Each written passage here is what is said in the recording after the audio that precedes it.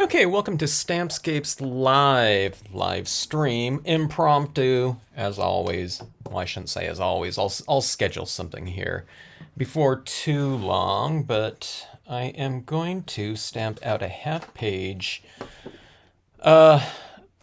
pretty close to matte. I call this silk weight, but a lot of people can't find this thing, so it's like a semi-gloss. Okay, there's a lot of different brands out there that you can get.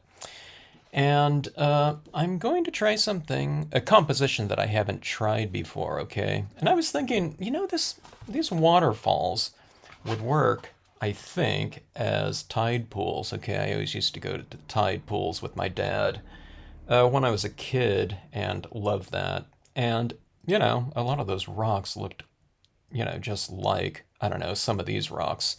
When a wave would come in, you'd have kind of flowing. I should have the postcard for this one, the insert, so you can see exactly what these are. But I thought I'd give it a try here and see how it goes. I'm composing on the fly. Like I said, I've never done this before. But basically what I'm going to be doing is I'm going to be adding these waterfalls in the foreground. I'll try to make a little pool down here. Hello, Beatrice. And no, I think you've been on before. I don't know, it was like a month ago or something like that, I thought. Unless I was imagining, I think you're the only Beatrice out there. But it'll be these waterfalls with this Seaside Cove here. So, well, anyways, glad to have you on. Thanks for joining in here. Hope you're enjoying your stamps and such. I'm going to try something, a new composition, or a new usage for some waterfalls here. Oh, catching me before I even place a stamp here. So let's see, going to try to compose something here in the spirit of Father's Day coming up. I don't remember ever doing some tide pools before, but I think I could do it with some existing stamps. So let's see how this goes. Hello, Tammy and Sandy. One of these days I should do one of these live streams, with a preset, kind of more instructional type of format. But I like to explore too, so that's what this one is going to be. In fact, I was going to do something else, but I thought, Father's Day is coming up, so I'm going to do something in the spirit of Dad's memory and whatnot. So, hello, Barb. Glad you're able to join in here. I was going to try to get on a little bit earlier, but got caught up working on some other things, and I looked at the time. I was like, okay, it's always like 6 o'clock that I'm jumping on here. Hello, Donna. Okay, so if you've just logged on, I'm going to attempt to do some tide pools here, and if this works out, I'm going to have some fun with this. Okay, not that I don't have fun with everything, but we're going to see how this works out. Half page.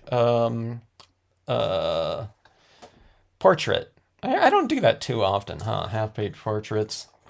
I should. I don't know. I should do some more kind of like half-page vertical slimlines as well. Always loved that kind of that thinner format like that. But I always do them, landscape. I don't do them kind of vertical like this too often.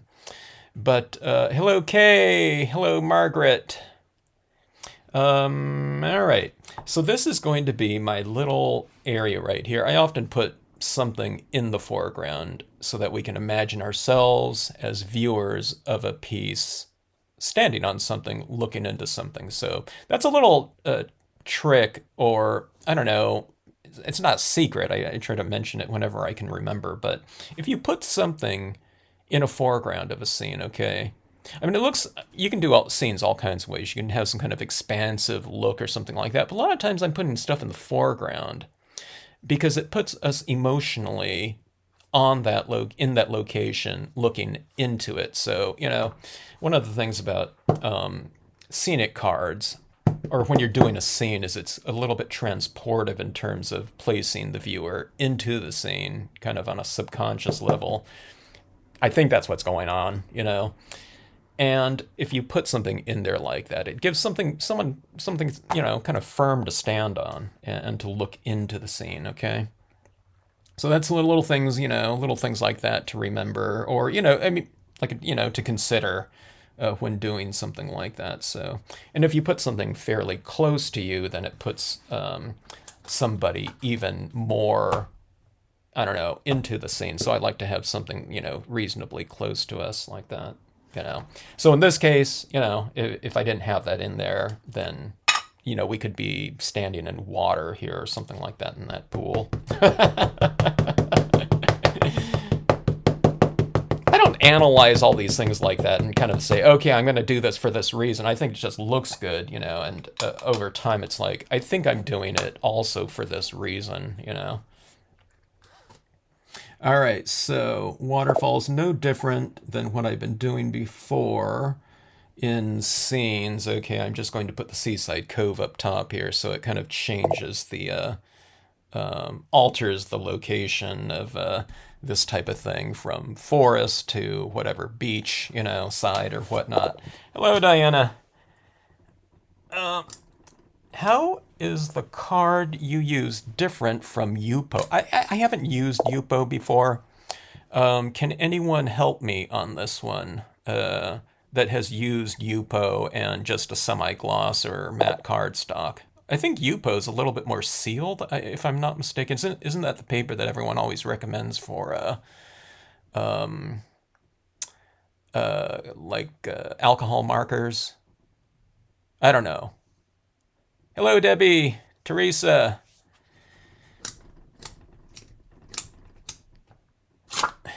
All right, waterfall right there. And I don't know what I'm going to put here. I was thinking about this set right here also comes with Brook Falls, and I hardly ever use just the top of it like that. Okay, but I'm thinking about that. It's like the waves are kind of rolling in, and you know, when that happens, there's all this, you know, water kind of moving in the tide pools and aerating these areas like that. Thank you, Kay. Well, that's what I thought. I thought Yupo was like a plastic-y thing. So, I mean, it's like cardstock. Okay.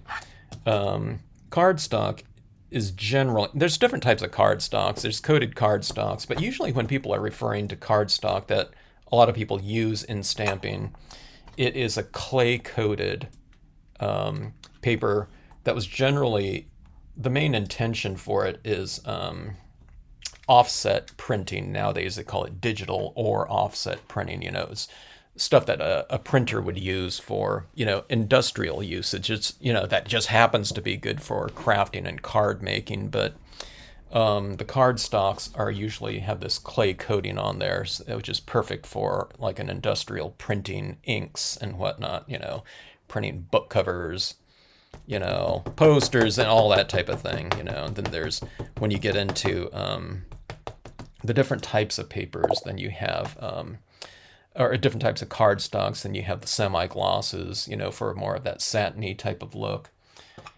Or, you know, glossy, which is probably the most, everyone always says, you know, can you just do something on regular paper? But the cardstocks, I don't know, in the printing industry, glossy is oftentimes the regular cardstock. It's used quite often more than, I would think more than matte, because, I don't know, when I'm ordering stuff off of, like Vistaprint or something like that, glossy is the thing that's the standard. And if you want to get it in matte, it costs more because more things are printed on something that's going to have a little bit more impact. It probably costs more as potentially as a, or there's more into the process of coating something with glossy, but it's just something that's a lot more, I don't know, used, because when printers, when someone's doing a book cover or something like that, or a poster, business cards, they're usually going for impact, and glossy is just going to retain more of the ink on the surface, giving you more impact, and that glossy coating like that is just like an intention getter. So, you know, for crafters or something like that, it's great for impact. But crafters are also using things like colored pencils, pastels, chalks, things like that, that a glossy cardstock isn't as good for or, useful for. So, you want to have something with a little bit more tooth, and that's where matte or a semi-gloss like this one comes in. Okay, so, that's interesting about the synthetic nature of Yupo. Oh, is it? The whole thing is Yupo the same substance all the way through? There's not a different, like, coating on top? It's not layered then, right? Huh. Debbie, this is a half page, so 8.5 by 5.5. I went that way with the trim there. All right. I just re-inked this, so this one's a lot lighter here. I should have re-inked this before I started here to get a little bit of a darker impression. Let's see. I wonder if I should just re-stamp that. All right.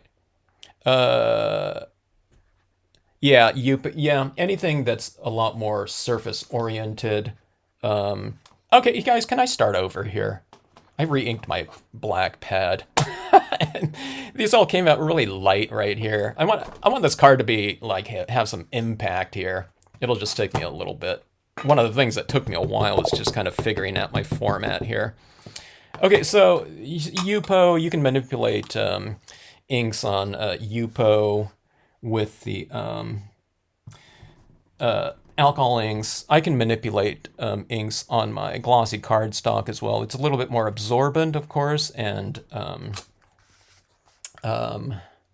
porous than like a plasticky Yupo or something like that too. And I like to manipulate my inks on photo paper too with alcohol inks. I just don't have Yupo. I'm not against it. I mean, everyone kind of swears by that, but any type of non-porous papers I think would be good for alcohol inks. And that's why I like to use photo paper, okay? Glossy photo paper, which is very different than glossy cardstock, with those alcohol inks, because it just stays on the surface so much better, and I can manipulate it, Anything that's more surface-oriented can be manipulated nicely, and it works out great.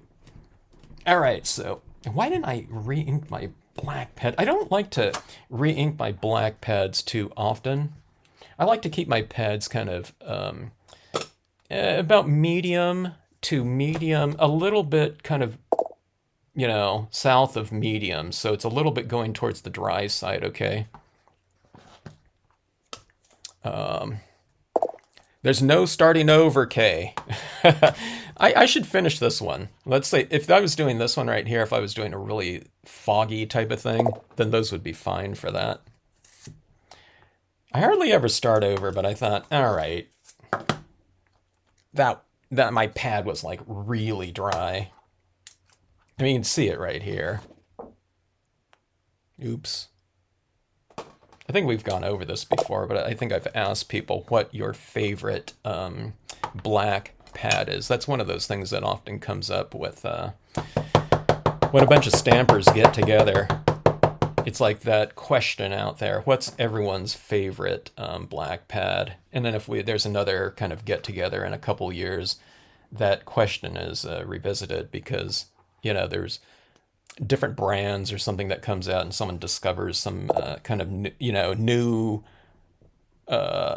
ink, or something that we're using before, then they've switched over to it because they've heard of someone else using something else.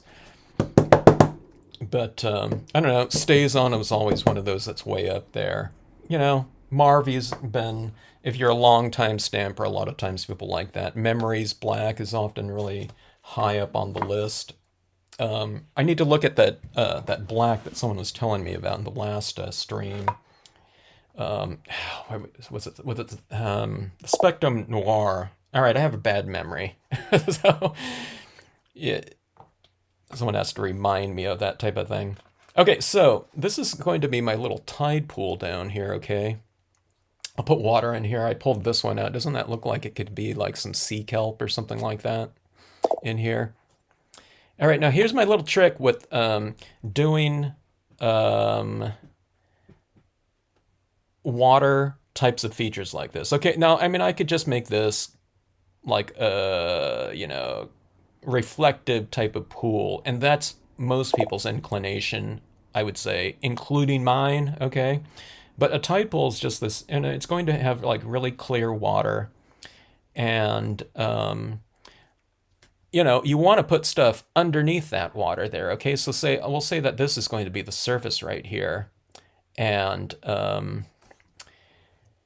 I am going to add in some rock textures that you can see underneath the water, right? That makes sense, right? You go to somewhere and if it's like, I mean, that surface level's not like opaque, right? It's often reflective, but you can often see things underneath the water. And that's what's really, I mean, if you saw a photograph and you saw some lake or something like that, and it's really crystal clear, I mean, it gives you a different feeling than something that is just, it's like murky or something like that. But if you can see down to the bottom of the, that area or whatnot, it's like extra special. I don't know, that's the feeling that I get. It's like, oh my God, look at that, it's so crystal clear. But yeah, there's a few things to learn about inks, Barb. One of the biggest things, though, that I always tell people is kind of know the different types of inks. Know the difference between, or learn the difference between. I mean, there's all kinds of things to learn with. Okay, I'm going to use this one right here. This is little boulders. Hello, Jeannie. Good to see you too.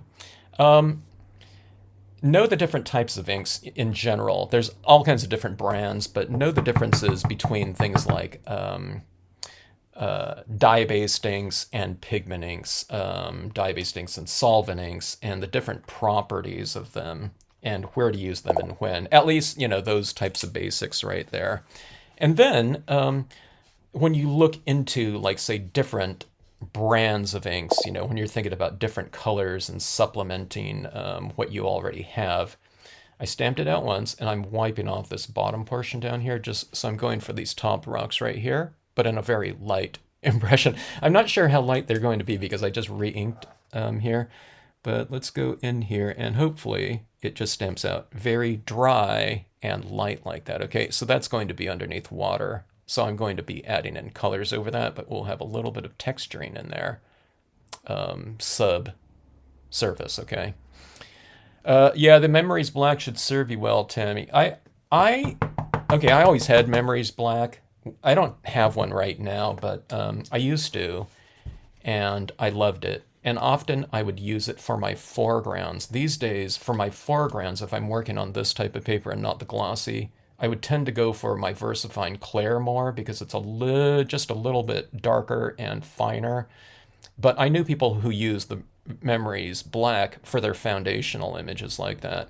For me, at least in my area of California, okay, if I use the Memories Black, and especially if it's a pretty new pad, I had to wait too long for it to dry before I used it.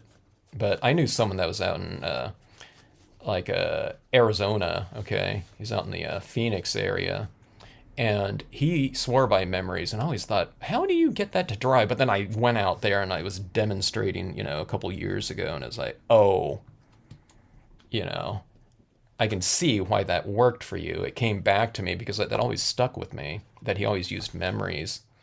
And that's because the air was just so much arid out there. I mean, I was doing stuff with the VersaFine, not the VersaFine Clair, but just VersaFine. And that was drying for me in like 2 hours, where, for me, it took like overnight to dry for me. So, yeah, I don't know. I loved that Memories, though. It was a really fantastic, dark, rich ink. And when we're talking about a black ink, we always want to go for something as dark and rich as possible. I always thought this Marvy right here was super dark until I put up I mean, it doesn't look like it can get much blacker than that, right?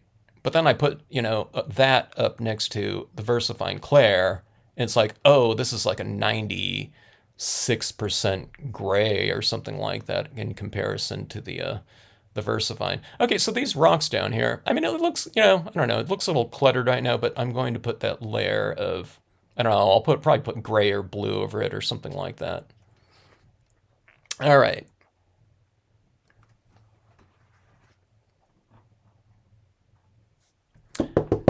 Tammy's not going to learn inks unless they take notes. You don't have to learn them as long as you use them in the order in which they can be used, unless if you're mixing and matching.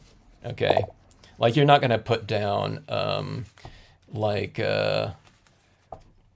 what kind of ink? Maybe like a pigment ink. Okay, you can't stamp something out in most pigment inks and then say color over them with like a dye-based ink or an alcohol ink or something like that, because they'll smear. So something like that happens. Hello, Marine. All right. How do you get your images to not smear when tapping with a paper towel? If you tap something down like vertical like this, it's not going to smear. When you see smears is when you go like this, right? But if something's wet and you're going up and down like this, unless you're picking all of it up here, that might smear. So you just use the appropriate touch, and you stay aware of drying time. Okay, so I've just re-inked this black pad. It's like super wet, right? But if I did that on glossy cardstock, you might see little beads of wet ink kind of glistening right there. So if that's the case, then you might want to heat set, or allow it to dry, or just, again, you be aware of that tapping right there. I'm not going to go into something like that I just stamped out and, start applying a wet type of substance on top of it, unless I'm kind of, aware, and I make my adjustments with the pressure used, the amount of ink that's, Now, that being said, I'm probably going to get some smearing on here. I don't need this to be completely dry. If I'm going to go in here and I'm blurring out some of that black into my colored areas, I just utilize that little bit of ink for my shading. So let's say I'm going in right here and I'm kind of adding in some shadows. Let me see here. I'm just going with the dry paper towel, and I can see I'm picking up some of that black. Then see, I'm kind of just pulling some of that black in there like that, and I'm adding some of that as shading. I don't know, can you see that right there? If I just go like this, okay, it's shading, okay? But I mean, it's not like it's... Yeah, I found a new tool that we can all use that everyone has. So that right there, it's just kind of adding a little bit of shading. I mean, but the image is still there. It's not like I'm moving that little dot or those dots down there and eradicating them, okay? It's just kind of like shifting some of that ink. All right, so that being said, I do get, some smearing occurring oftentimes. Okay, now this won't smear because this is just, completely dry because there wasn't so much ink on there, okay? Like that. All right, so let's see here. All right, so this is where I'm kind of changing my, I don't know, composition than what I have ever done before with this. I don't know, it's not like a big deal or anything like that, but for me, it kind of is, just because I've used these images many, many times, and if I do a new combination that kind of looks, or works for me, if I've been using, like this stamp came out in, I don't know, when was it? 94 or something like that. And if I've never used it with the waterfalls before, it's like, oh, I'm looking at something new here, okay? And that's really fun. All right, so let's see. I'm just using this for this top section here. This is a really big stamp, but I rarely use it in its entirety. I've probably done, I don't know, maybe 15. I don't think I've done 20 scenes, like full page scenes where I've used like the entire stamp right here. This from edge to edge is, 10 plus inches that way, so that would require an 8.5 by 11. Yeah, I don't usually stamp on 11 by 17. I've done it like 11 by 17s, I don't know, 3 or 4 times. I've done most of them, if not all of them, in videos, so you can see that. There's not like a playlist. I don't know what numbers those videos were, but it was a long time ago. All right, so like I said, if you just joined in, I'm going to try to represent something that looks like tide pools. So this is the ocean kind of running in, and those are the tide pools right there. All right, I'm standing up. Anytime you get a stamp that's, I would say just in general, that's like 4.5 inches or 4 inches across, I'd really recommend standing up no matter what format you're using. You're using a stamp positioner, platform, whatever, okay? Don't stand up and, use a ton of pressure like on this stamp or something like that. You'll squish it down to, the block. And give plenty of pressure around where you're applying it, where that paper towel is too. So I've undermasked a little bit. And sometimes I don't get the whole thing. I don't know. It depends on how much cushion, paper cushion I'm using too. And if I'm doing this a lot of times these days, if I'm stamping this first as my platform, one of the things that I suggest is you just flip it upside down. A lot of people get the unmounted version, not too many people have the wood-mounted version of it these days. And, you just go like this. You place your paper on it like this, and you just brayer across there, and you don't have to use very much pressure at all. All right, so there is my waves rolling in at the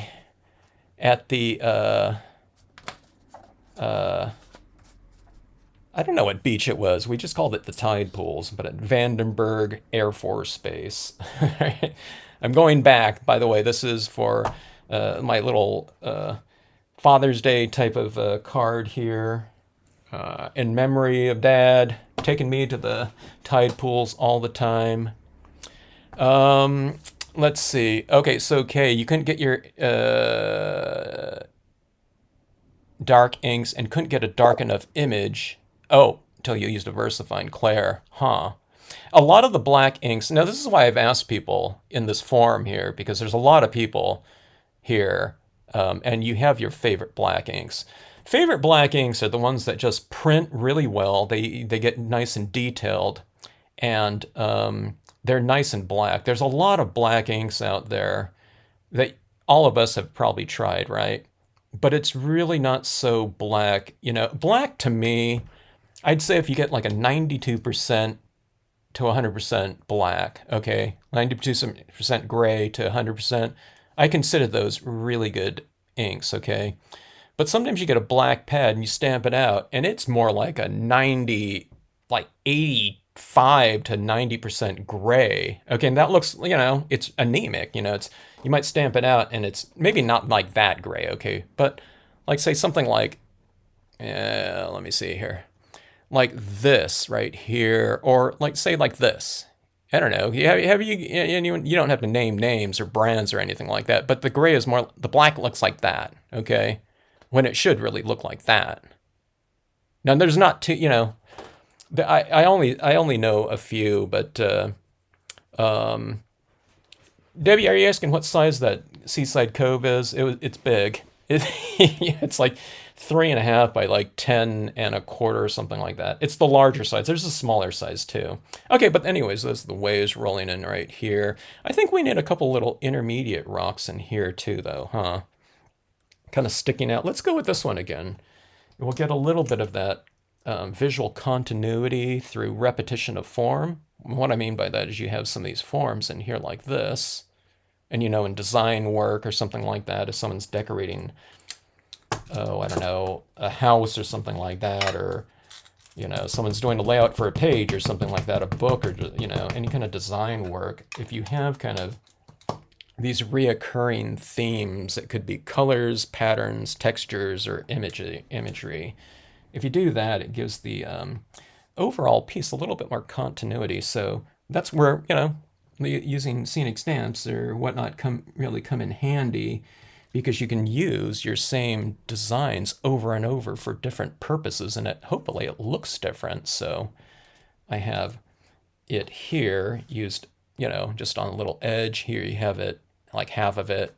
Here it is half, but it's much lighter. But here it is up here. And like I said, hopefully it doesn't look like, you know, you get a little bit of that, I don't know, maybe subconscious kind of feeling of something being the same, but hopefully it doesn't look the same. Like, oh my God, you've used the stamp like, you know, how many times in there. Now someone's, you know, someone's like really aware of the line, then they'll be able to say, okay, that's this stamp and that's this stamp. But, you know, you don't want it to look like that necessarily to really, you know, for it to really stick out. Hello, C.M. Hawkins. Good to see you. Top of the evening to you too. All right, so there's some rocks like there. So I'm kind of creating a little bit of, you know, this little transition zone between these rocks, you know, which look, you know, big and, you know what I mean, kind of weird up against that. So you're creating this little thing that goes out to sea like that, okay? We used to go in there and explore. I knew all of my, you know, kind of, what do they call it? Tidal zone sea life in there. Sea anemones, sea urchins. I don't know. What else do we see? Crabs, sea cucumbers, mussels. I used to yank a mussel off of the rocks and then feed it to feed it to a sea anemone. I don't know. It always looked like a plant to me. Okay. Whether or not mussels screamed, I don't think so. So, okay. So, Debbie, were you asking that? I'm guessing you were asking what size that one was. Okay, so let's see. Stamp in portions. Yeah, that's a really important part of, you know, how I design stamps. I design them. Now, you know, I mean, people aren't going, I don't think, I guess you can do this, you know, people can use this just as a horse, you know, instead of a horse and rider or something like that. But a lot of the things that I'm doing, when I design a stamp, I'm looking at it at its entirety, but I'm also analyzing it in terms of the individual parts of it and how I can break it down and how I can use certain portions of it to get more mileage out of it, you know, because if I can get it in one design, I'm going to try to do that. And, you know, for everyone else, it's the same type of thing. You get a lot more bang for your buck that way. All right, so I'm going to add in some clouds up here, and I'm going to do that. I think I'm going to do that in a gray, but I think the grays that I have are a little bit too light. So just like we try to get a lot of mileage out of our stamps by using certain portions of them, okay? You can get a lot of mileage out of your inks by using lighter versions of it. I tell you what, instead of just going grayscale, I know people like to use colors, so let me just do this in like a blue like this, but I don't want to make this too kind of light and airy, because the area that I'm depicting, where I'm from, it was usually dark. I don't think I ever went to the beach. There was one time that I can distinctly remember going to the beach and the tide pools in that area of, you know, the Central Coast in California. If you didn't hear before, I'm from Lompoc, California, okay? And that's, if you look on a map, it kind of sticks out on this little point, and it was always overcast there when we went to the beach. And I remember one time when that sunlight came through when I was at, not the tide pools, but this other area, and it was like, oh my gosh, you know, the heavens are opening up, you know? It was always kind of overcast and windy. Not in Lompoc, but at the beach in general. It's always like a, you know, just wave after wave sitting out on that area of the coast. It made for, you know, a kind of a cool, you know, area. And there was no one at the beach ever. I never saw anyone at the beaches that we were going to, you know, when we were fishing and going out in the tide pools and whatnot. Never like anyone else. So it was a real kind of special area. All right, so and it was because it was you had to have base access. My dad worked out on the Air Force base. We weren't in the Air Force, but he had base access because he worked for a contractor on the base. Okay, so anyway, adding in these clouds like this, all right, and I'm kind of blotting it off a little bit before I stamp it off, okay? So I'm going like that, and oops. And I'm wiping it off right here, okay? And I'm wiping off a good portion of it because I want it to look like the sun is kind of coming in from here. I wouldn't say sun, I would, more light is coming in from there. All right. And going like this. All right, now see how that really kind of lightens up like that. I didn't remove enough of that ink over there, but I'm going to put another impression like this, okay? I always mention this in these videos here because someone had a really good idea. A lot of people have the unmounted version of this cloud, okay? So the light is coming from this way. The billows are illuminated right here. So someone on their piece of rubber, on the other side of the rubber, they put an arrow facing the light. So they always know kind of what's up, or at least where the lighting is coming from. You can have a moon right here, but then the lighting would be kind of coming from below. So they always have that arrow to reference that. Is Beatrice here still? I don't know. Was that you, Beatrice, that did that arrow on there? It was someone that I was in a live stream with teaching. And I was like, oh, that's a really good idea there. Okay, so rubbing this. Okay, so I'm removing a lot of this ink right here, okay, on this one. I never remove quite enough when I'm using like a really dark ink. I need to remove a little bit more. But let's see how this goes. Okay, so I'm going to blot this off on the bottom portion too. I'm not being gingerly with it at all. I'm really removing quite a bit of ink right around at the perimeter. Now you don't have to do that if you're going with a really light ink. This happens to be like the darkest blue possible in the Prussian blue. Marvy has one of the darkest black inks that I've come across in the industry, but they also have one of the darkest blues in the Prussian blue too. All right, so see that it's a nice see that nice transition zone right there? So you don't get that harsh line right here of the cloud. So but that line has to be there though, because it transitions off. So I've created that little transition. Now I need to get it in here too, okay? So I'm just going to ink it up. I'm going to blot off around here, and I'm just going to place that right in here. And then what that looks like, when you do that wipe off area kind of technique, okay, it's like with cloud or sky images, you don't have these harsh, rectangle, shapes showing in here, okay? All right.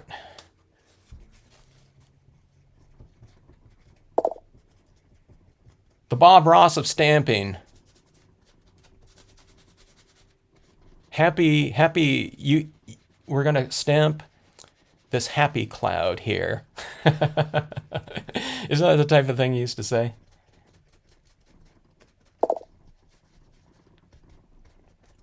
All right.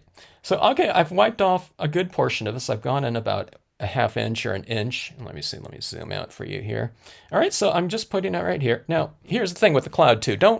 When you stamp out this cloud, if I want kind of lighter images, or a lighter impression around in the perimeter, I'm more center pressured, okay? Not with all stamps, not like with these right down here, big solid rocks, but, don't take your stamp and then rock it like this, okay? And get like real hard edges like this showing, okay? So there you have that. Maybe I'll come in. Now look at this. I'll go for it. Let me see if there's any ink left on here at all. And I'll just try to go for another impression. And this is the third impression because I stamped it out. But let's see how this goes. Yeah, see that right there?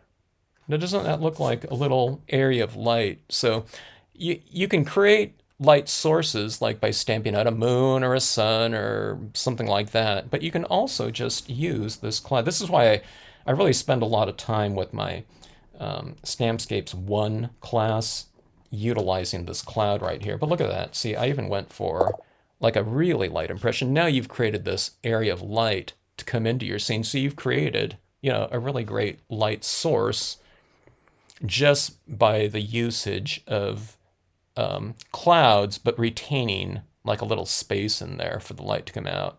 Okay. So it's really fun to use something like that and just develop it. It's like super custom, for your whatever scene you're doing, because you can alter it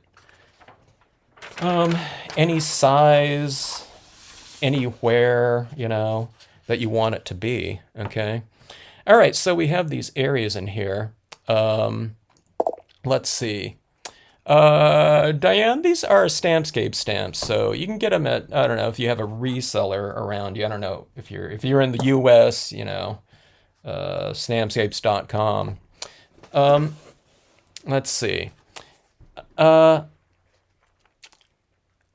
This is how, okay, let me break down a simplified version of how I see lighting in a scene, okay?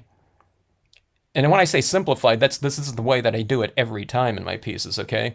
So here's like a zone up here, right? It's sky, all right? This is an obvious place where I want the scene to be light, okay? And then we have this water down here, okay?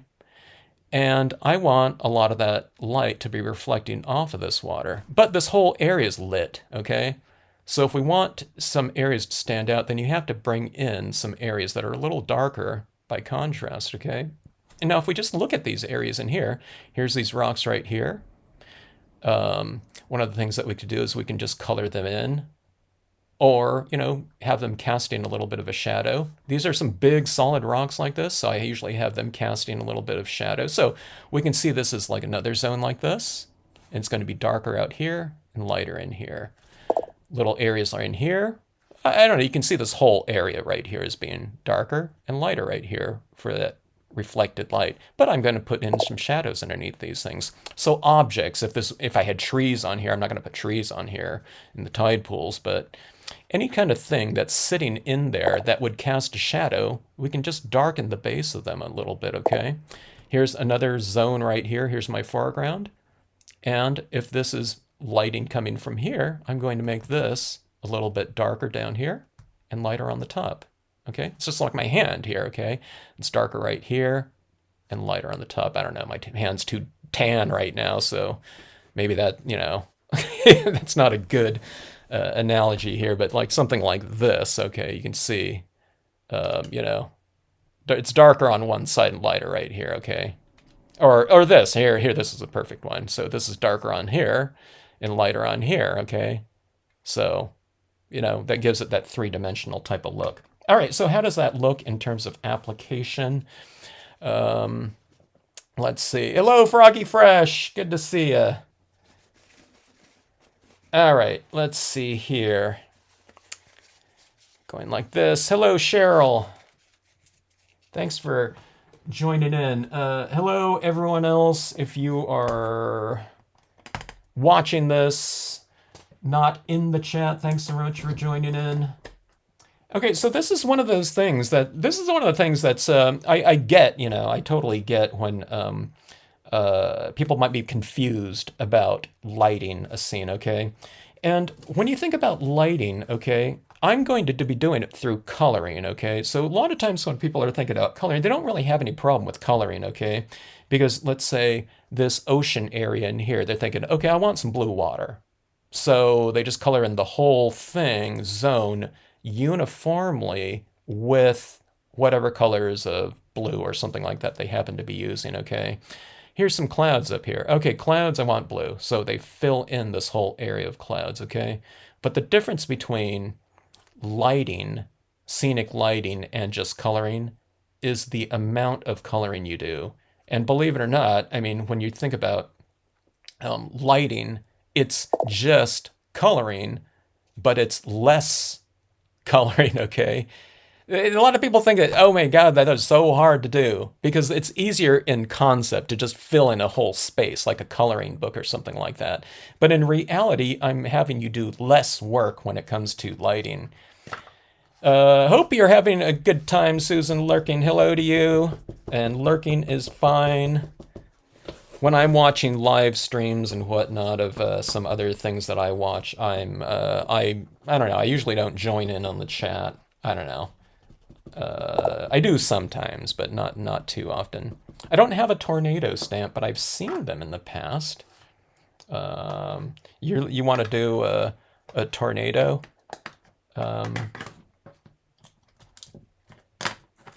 Some people in some areas of the country, they don't want to stamp a tornado, you know.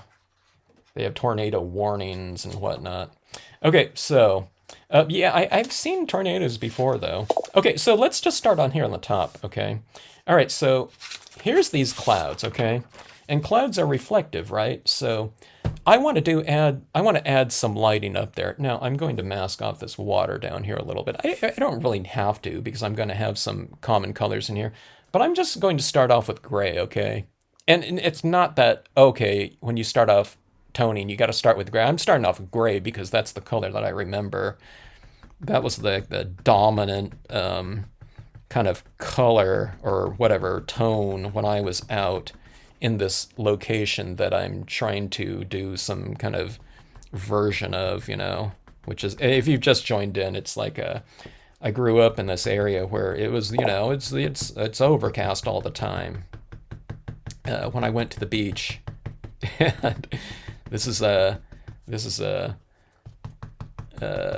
scene for Father's Day. This Father's Day 2022. My dad passed away a few years ago, but I still do a Father's Day card or scene, I should say. You know, I think I've done it every year since. I'll probably send this one to my mom or something. My dad was a fisherman, and he liked going to the beach. Mostly fishing. We would go around in these tide pools, and he'd go out abalone hunting. And, you know, we would always get abalone, you know. It was like incredibly expensive, you know. But, I don't know, we used to go and get our, you know, the limit of 4 all the time. And but if I ever asked him, I say, you know, hey, Dad, can we go to the tide pools? You know, he'd look at his tide calendar and see when a good time to go to the tide pools were, or we would just go out there on a whim, you know. You'd have to go out there like on a minus tide to see a lot of different things, but that was my favorite thing to do. I like going to the beach too, but I really liked kind of jumping around at the tide pools. So gray is like the tone of you know, the beaches up there, or the coast up there. All right, so you see what I'm doing here? This is coloring here, but I'm retaining these areas of light. So here's the thing. It's just, here's the thing that you're trying to do here. Okay, and this is one of the things that's really hard to get across to people. It's not a hard application, but it's a hard concept that people are used to coloring in entire areas, kind of more in the coloring book style of whole space coloring. Okay, so but basically what I'm doing is this, okay? So I'm doing a transition from a solid area of color and then transitions to a lighter one. So again, it's like one of those things. You're utilizing the full potential range of any color that you happen to be using. So this is what I do in my Stampscapes 2 class. I have them in their first card just do a scene only with black ink. But in their black ink, they are to achieve, or try to achieve, and they always do, a full range of grays from 100% gray, but they want to have all the 80%, 90%, you know, all the way down to like 5%, 1% gray just by using a drier application of it, okay? So this is lighting right here. I mean, you can already see the lighting is coming off that water right there. I mean, this, I don't know, it took like, I don't know, what? I don't know, very little time. Okay, going back to that whole idea of smearing, I just went like this, and I noticed, okay, some of that ink is still a little bit wet, so it's smearing it. But I'm kind of going in the direction of, you know, those striations in there, so it just kind of smeared a little bit of gray in there. But if I see that happen, I just start tapping instead. So when you're going up and down like this, it's not like smearing out like a, you know, a big slathering of ink. Now, if these are absolutely sopping wet, then you got to be careful about that. Okay. All right, let's see. Is someone in an area? I missed what Froggy said there.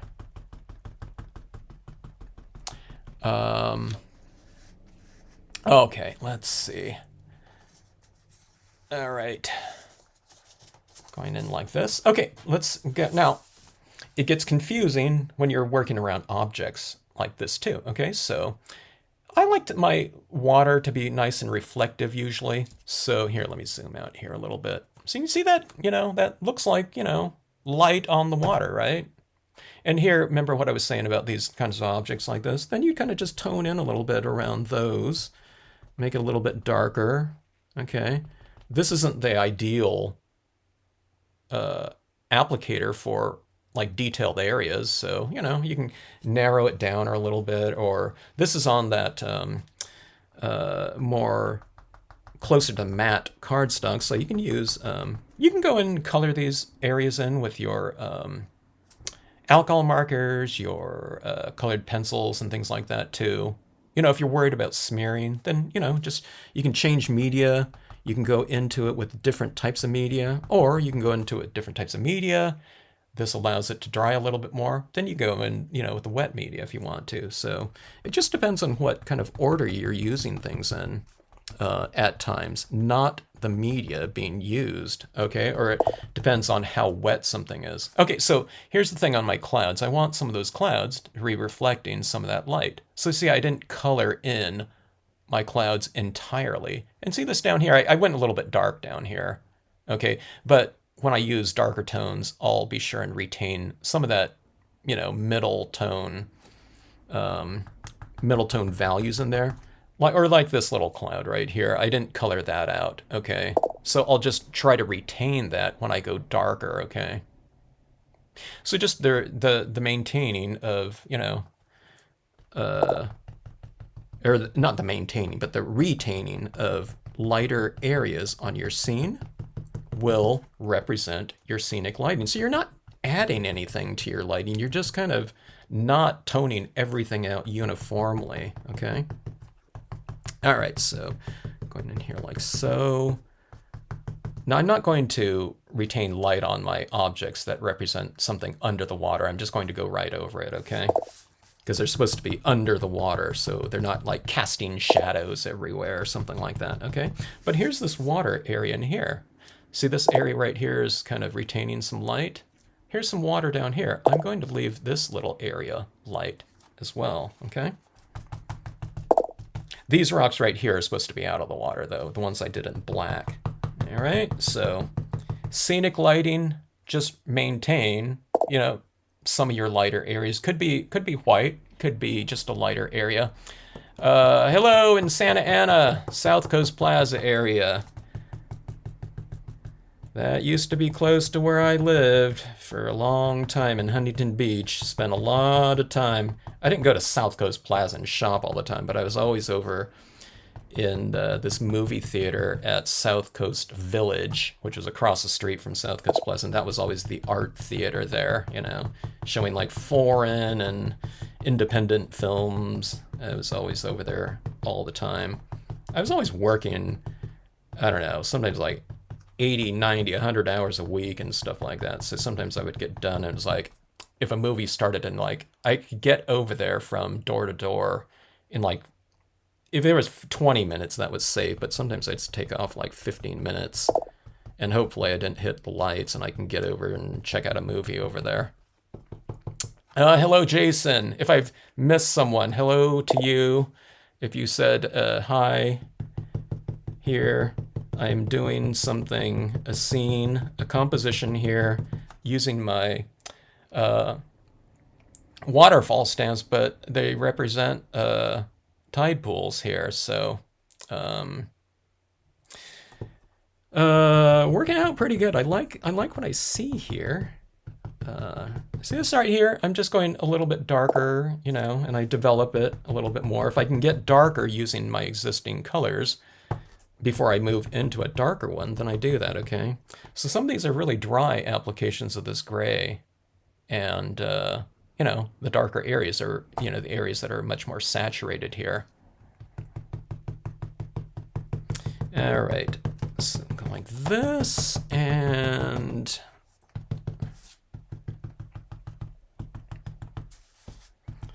going up top here like so.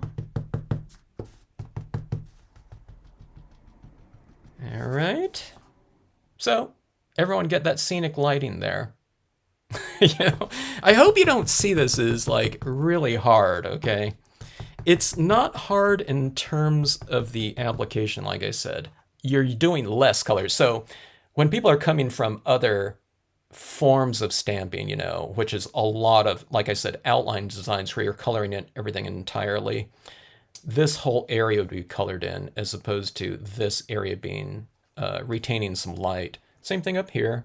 So in all of these different zones, you can say we have light and dark, you know, darker areas, but then you have these areas in here that are kind of retaining some light. The background kind of ocean area in here is largely, you know, this area right in here is kind of illuminated. It's almost like these little balls like this. If you think of this like a snowman, you know, almost. And it just depends how many areas you have like that. Now this area right here is just kind of these two little balls of light right here. And then you have another one right here. So it's just kind of you're vignetting something like that. And then you're just retaining some areas of light within these spaces. So, I mean, this is getting into the specifics right here, but, you know, I want these, you know, these little water areas, you know, where the water's flowing to kind of stand out. So if you want them to stand out, then where you get into your specifics is you just make the areas around them a little bit darker. So, you know, you make these rocks a little bit darker, and those areas right there stand out more by contrast. Okay, so those are the specific areas, but it's just in general, it's an area of light like that. Or you can see it like this. Here's an area of light like that, but there's rocks in here, so I've toned them in accordingly. All right. And like I said, you can do, you know, this is the thing that sometimes people get, you know, they haven't manipulated things like this, the drier applications. No one wants to go in traditional styles of coloring and to take a pad like this and to go like this, and you're getting this, okay? But that's what I'm doing. I'm utilizing this gray. I'm probably using the drier version of it, like this version of it, like 80% of the time. And then when I'm using like this version of it like that, that's like, I don't know, 4% of the time, I don't know, something like that. That's when I'm just kind of going in, adding in like those really dark areas like that, okay? You know, wherever it's going to be used in its full saturation, okay? So that's the thing that I'm always trying to get across to people is this is like stone cold simple, but you just have to utilize that drier version of it, okay? Tap, you know, whatever. And if you want to, you can also break it down. You know, like I said, like one of the really great things about alcohol inks these days is they come in all these different values of grays. So this one right here is like here's a cool gray 3. I mean, that is, you know, barely visible, okay? Like that, all right? It's almost like, I don't know, dirty water. I don't know, it's so light. I mean, you can come in here and, you know, you can go in your little specific areas like this, and you can color it in. You can take a colored pencil gray, colored pencil black, and just use it. So you can go in here like this, okay? But again, you're just kind of going, you know, for that darker area on the outside, and it's lighter like right here. So even with like things like pens, you can kind of go for that. So get your range going like that, you know? And I don't know, yeah, there's all kinds of different tools. So, you know, scenic lighting is not just, you know, about dye-based inks and whatever cardstock you happen to be using, all right? And you don't have to go, you know, you don't have to have the exact same lighting scheme. It could be darker, it could be lighter. If this was a sunset, I probably would have stamped out that cloud in brown or pink or something like that. And there's also coloring too. I'm not only doing shading all the time. You're like, here's a little bit of a brownish tinge. Let's put some of that into our rocks here. Like this, just giving it a little bit, a tinge of a warmer tint like that. Okay. And you bring it down here. I mean, it's subtle, but I like working those subtleties like that, okay?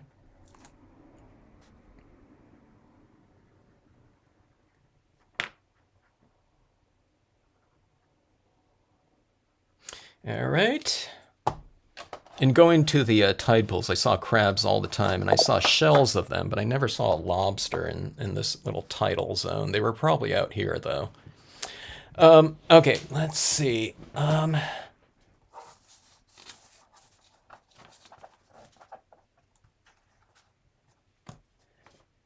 Debbie, you should always keep that your Stampscape should always be right beside you wherever you are in life.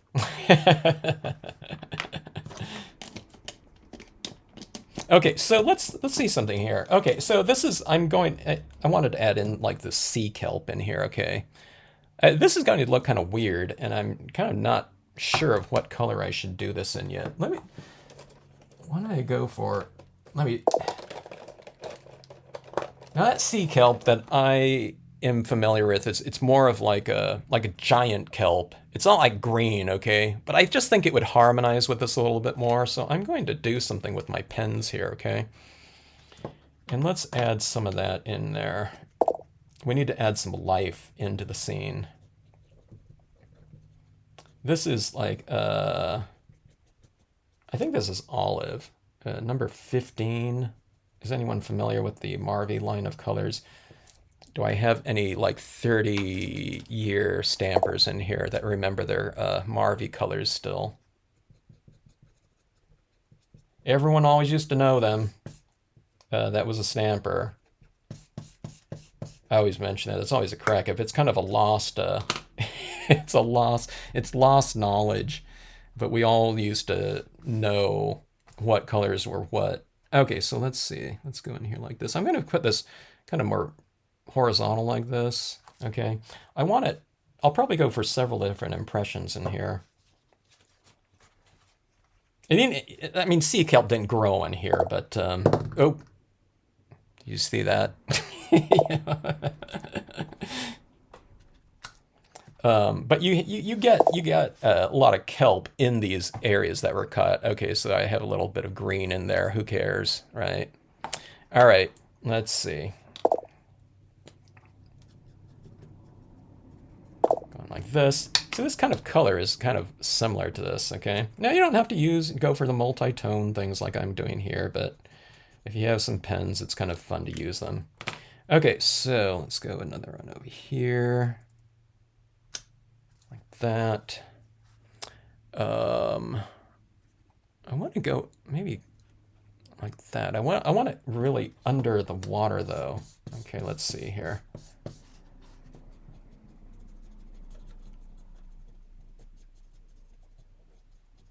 All right. Let's blot this one off like that, and then let's go, and a mask off that little rock right there a little bit, and we'll go like this. Okay, now that stands out, but this is all going to get covered up with additional colors, okay? All right, but I think that is about right. All right. I think that rock looks really good next to that. It looks like things are a little bit more subsurface now, too. All right.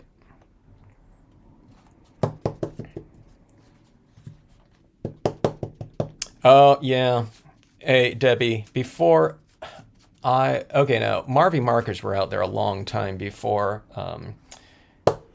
Marvy matchables came out, and I just never really thought about re-inking. Okay, there weren't any such things as re-inkers at one time, all right, because pads weren't out there. So, and I was teaching workshops using these pens.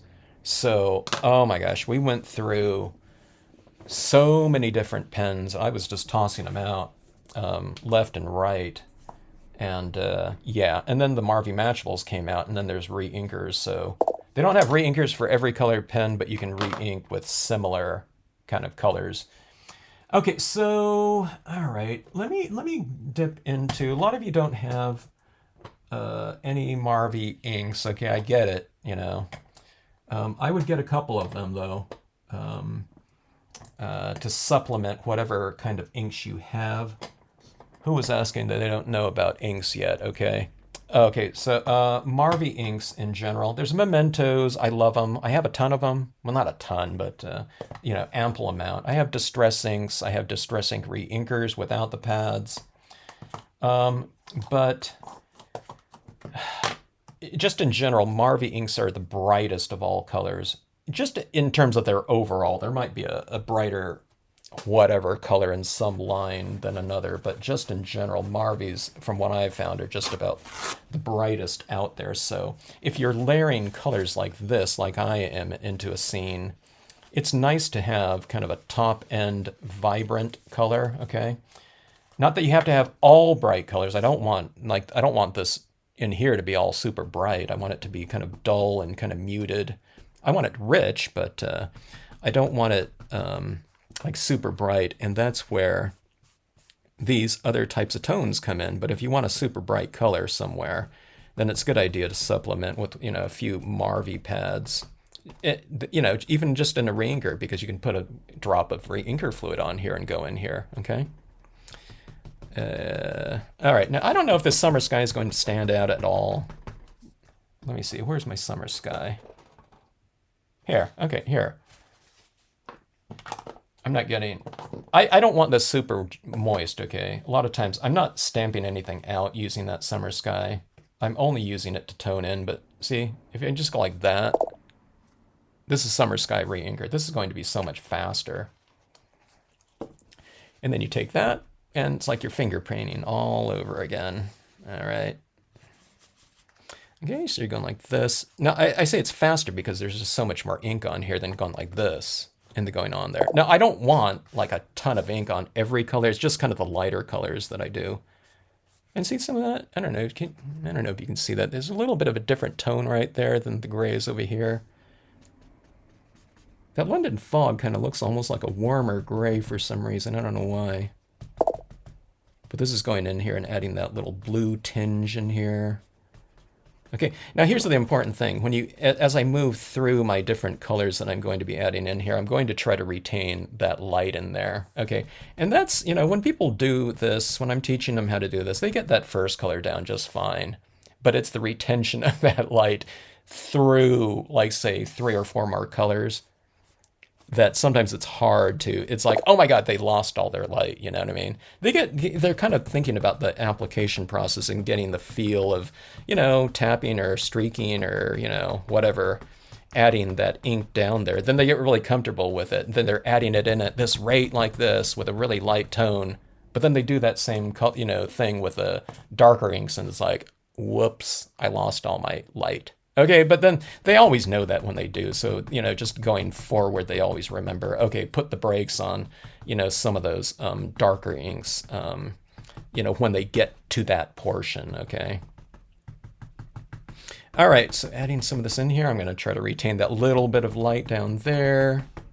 Okay, so this was this blue. That's done with the blue. Things aren't always going to take like as long as they did with the gray. The gray I was establishing kind of light and dark in here and having to kind of really think about it. But from here on, you're just kind of reiterating what you already did. Here's a Bahama Blue, kind of a medium tone. It's a little bit lighter than medium. You're just using the same, you know, whatever you're using, sponge, paper towel, whatever. So I'm going to try to retain. I went into my little waterfall a little bit with some tone, which is good. It's good to get a little color in there, but maybe it would be better. It would be easier and more controlled if I use like a light blue. That's not a blender pen. That's like a really light blue in that area in there. So see what I mean? You can get like really specific areas with pens or markers more than you can with, you know, your finger. All right, so here comes this Bahama. Now, this Bahama Blue, because it's darker, I just don't go in quite as far as I did with the darker tones, okay? See this? You're just kind of dabbing it around in here. Like so. Hello, Don. We're doing some tide pools here. I was wondering if you were going to join in. I was talking about these rocks here. And I was saying, when I went to Maine, it was like, oh, that's why all these lobsters are here, you know? Seeing all those rocks out there. But I'm doing my version of a California coastline. Some of the coastline in California is very rugged. It's not all... When people think of California that aren't from California, when they're thinking of the beach, they're thinking of, you know, they're definitely thinking of like Venice Beach or something like that, you know. The sand, people going around in the sun or something like that. But, you know, you get to that central coast in California or the northern area, you know, Big Sur and stuff like that. And, you know, we're talking about a totally different kind of coastal area there. And some of it very, very, you know, in its natural setting, you know, especially out there on that Air Force Base, Vandenberg. I think it's called something. I don't know if they changed the name of Vandenberg. But anyway, see this here? I'm just kind of, I'm staying a little bit more perimeter oriented here. Yeah, thanks for checking it out, Gail. Thanks for joining in here.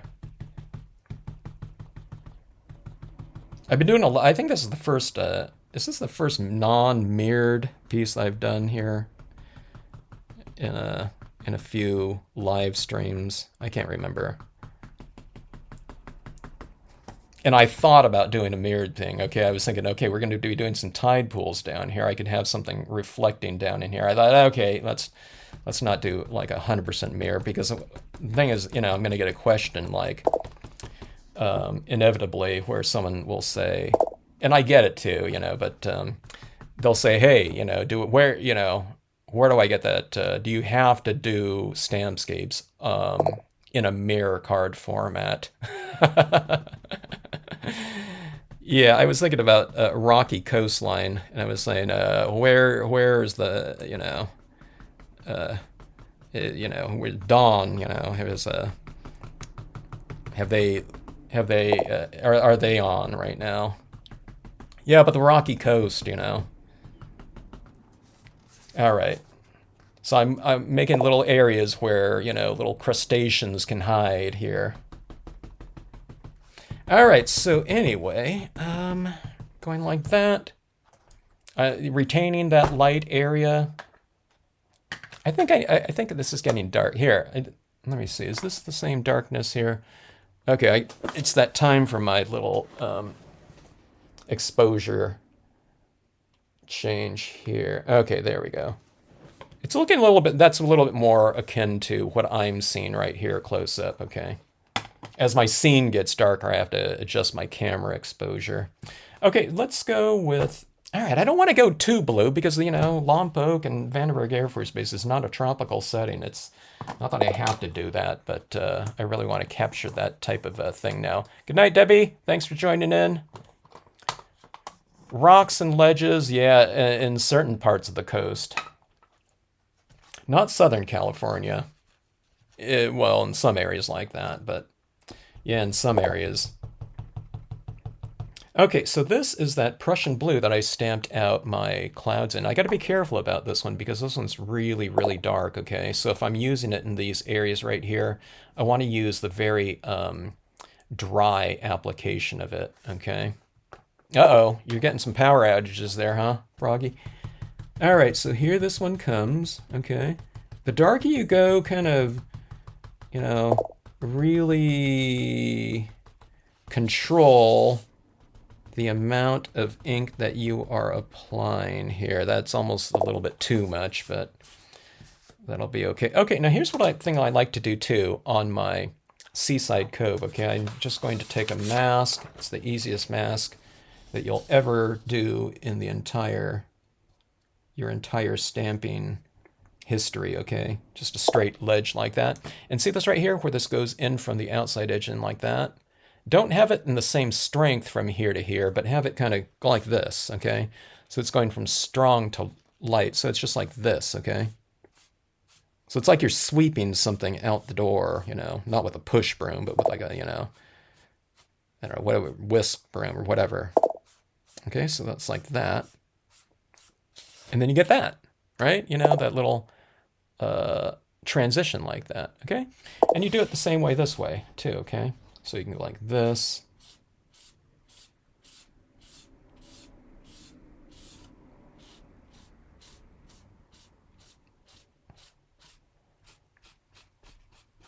And this is where everyone says, oh, you make it look so easy. It's because I'm using like that. It's like a powdery type of touch, okay? So if you ever want to make things easier for yourself, okay, people want to rush it. It's like, I'm not getting anything like this, okay? But I mean, it doesn't take long. It's like I don't know, to do that whole area, the ocean. I don't know, what was that, like, I don't know.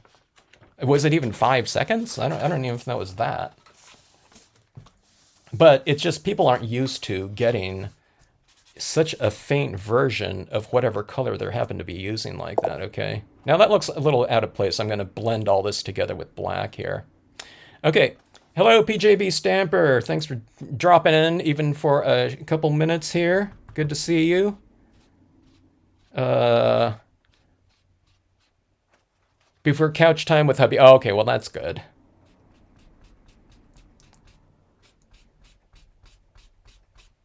Or have him join in instead. Do couch time with hubby, watching a scene develop.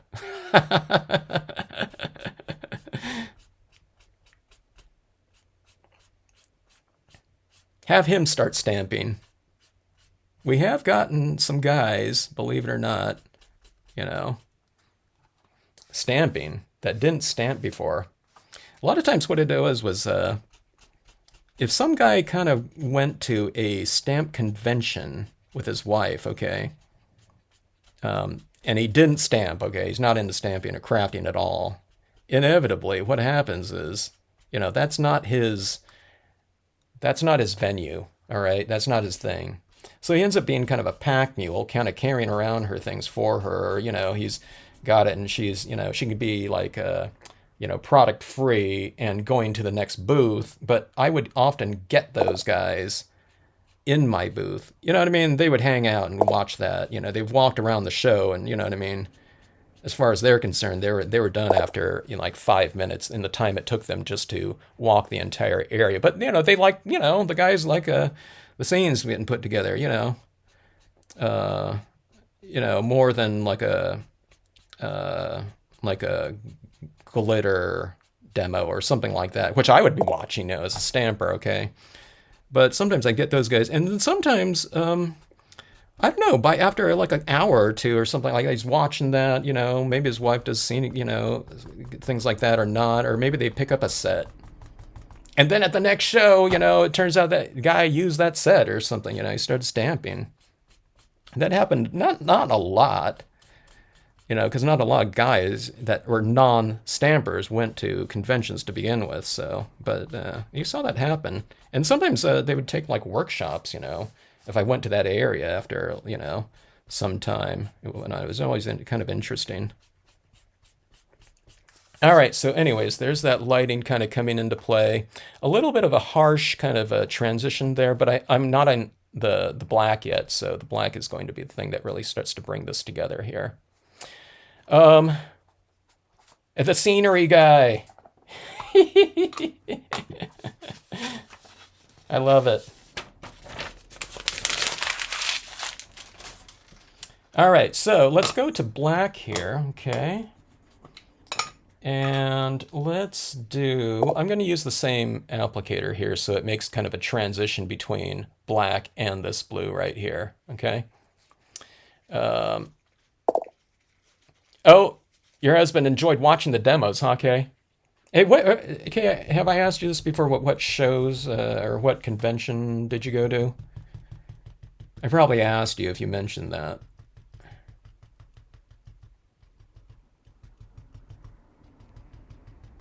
I always had fun at the shows. Okay, so going into black here. Now, I'm making this like a real kind of like a twilight-ish color. We were never at the beach like, like it's, past sunset or at sunset. It was always during the daytime, but this is where I take my, kind of a scenic liberties here in terms of a depiction of a time or whatnot, and I just go in the, with what I think will look best for the scene here. Okay, so I happen to think that it would look more dramatic with, stronger kind of shadows in here and whatnot. You make your shadows a little bit more or darker, okay, and your lighter areas by contrast will seem even lighter. It's interesting for me looking at this piece like this because, like I said, I haven't made these waterfalls into you know, in the setting before, like tide pools. Okay, let's see here. It was interesting to me growing up on the coast because we had all these beaches to ourselves. We went surf fishing. That was mostly the type of fishing that I did growing up. Right off the beach. In the sand, we'd dig for sand crabs, and that was always our bait. And then we got into, my dad found out, oh, you can go in, the tide pool areas that we always used to go anyway. But then he would start going for abalone hunting, and we did that. I didn't really do that. He did, because you don't want to get out too far, a little kid, get swept out to sea, with those crashing waves. But then we started going clamming too. We found this one area called Parisima Point where you can go clamming. But you had to walk like a really far distance from the cars. So it was like carrying a bag of, abalone, like a gunny sack of abalone, like a lot of clams and whatnot. I don't know how much my dad was carrying, but it must have been like, I don't know if it was 70 pounds. It was at least 50 pounds, but it was like you had to walk across this one area. Parking lot was like, there was this big sand dune area. So it was like walking across the Sierra with a, 40-pound, gunny sack of abalone and clams in there, And then you're walking in soft sand too. I'm glad I was little, at the time. Yeah, I didn't have to carry any of that. But luckily for my dad, I was old enough where he didn't have to carry me too. All right, so going in and adding that kind of that transition zone here on the horizon area, giving the horizon a little bit of a stronger, kind of level like that. Look at that black in there. Doesn't that look cool in there? And it also mellowed out that harsh kind of blue in there.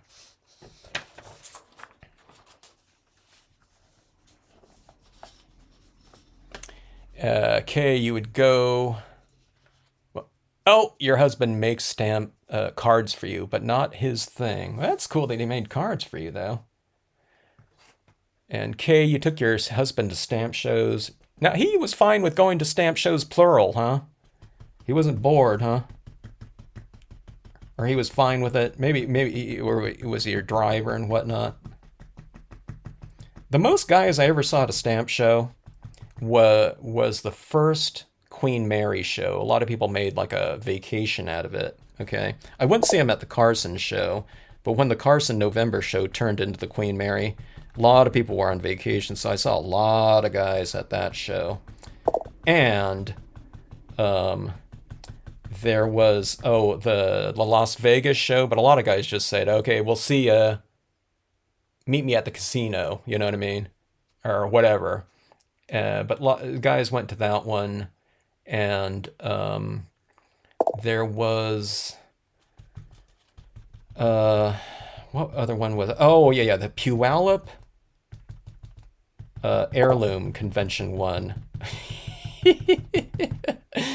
That show, I don't know if it happened twice a year. I think it was just once a year, but that show always coincided with the gun show. The gun show was at the the convention, the fairgrounds, and so one building was Stampers and one building was Gun Show. Okay, so some guys would be like going, they'd be there and then they'd say, "Oh, there's a gun show next door," and he'd be like, "A gun show. I'll see you later, honey. I'll be back. We'll meet up in 4 hours or whatever." But then sometimes the guys would go to that too. But anyways, yeah, PJB Stamper, we'll see ya. We're almost there on this one, I think. I don't know. We have our kind of full spectrum here. When you get to black, there's nowhere else to go in terms of getting darker here. So, yeah, wasn't that fun? Going for clams.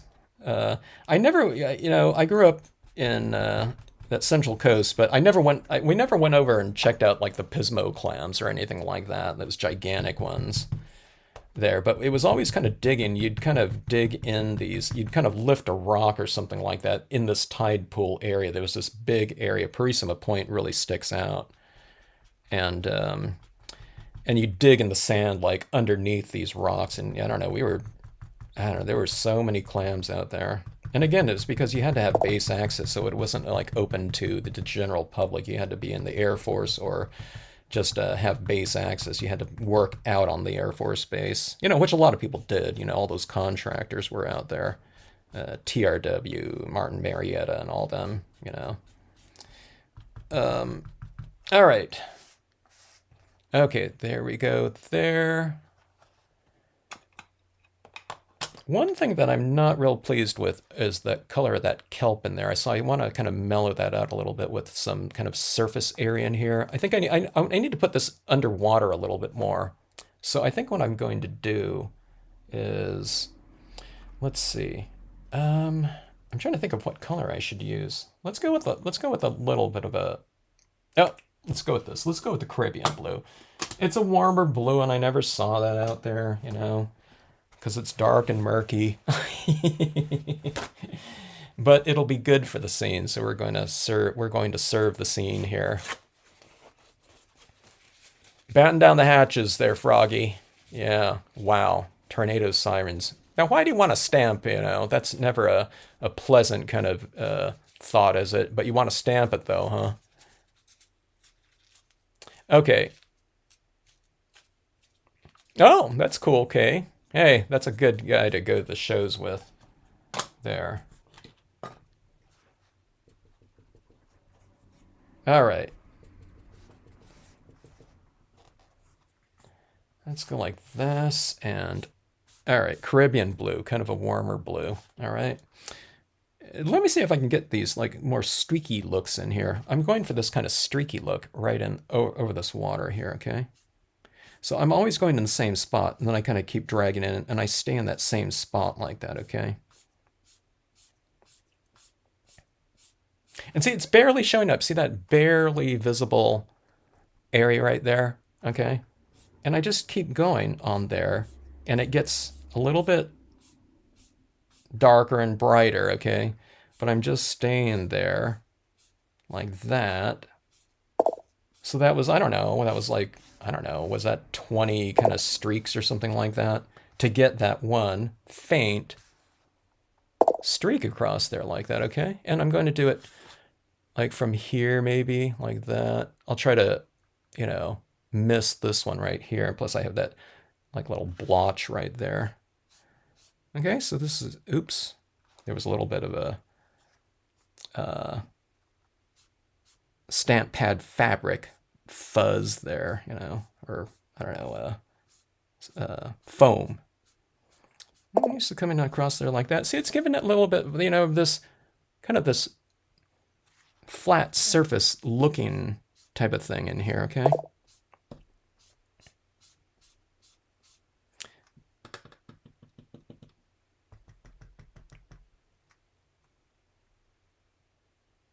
Oh, if someone was going to start getting stamping stuff, oh, you mean in terms of their supplies in general?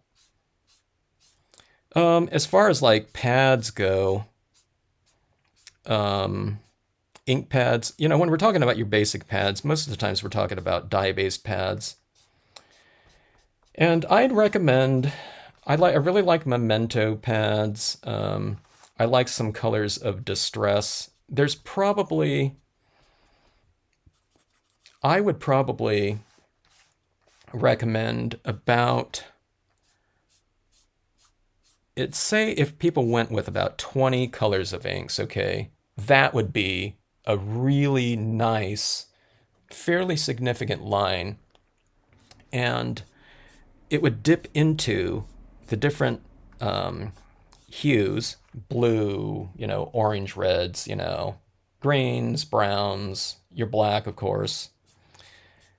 And they wouldn't have to necessarily get all of those inks in pad form. They can get some re-inkers, okay? But then I would really I would have within there, like say 5 Marvy pads or something like that. I mean, it would depend on their budget too. They can start off with something too and supplement later.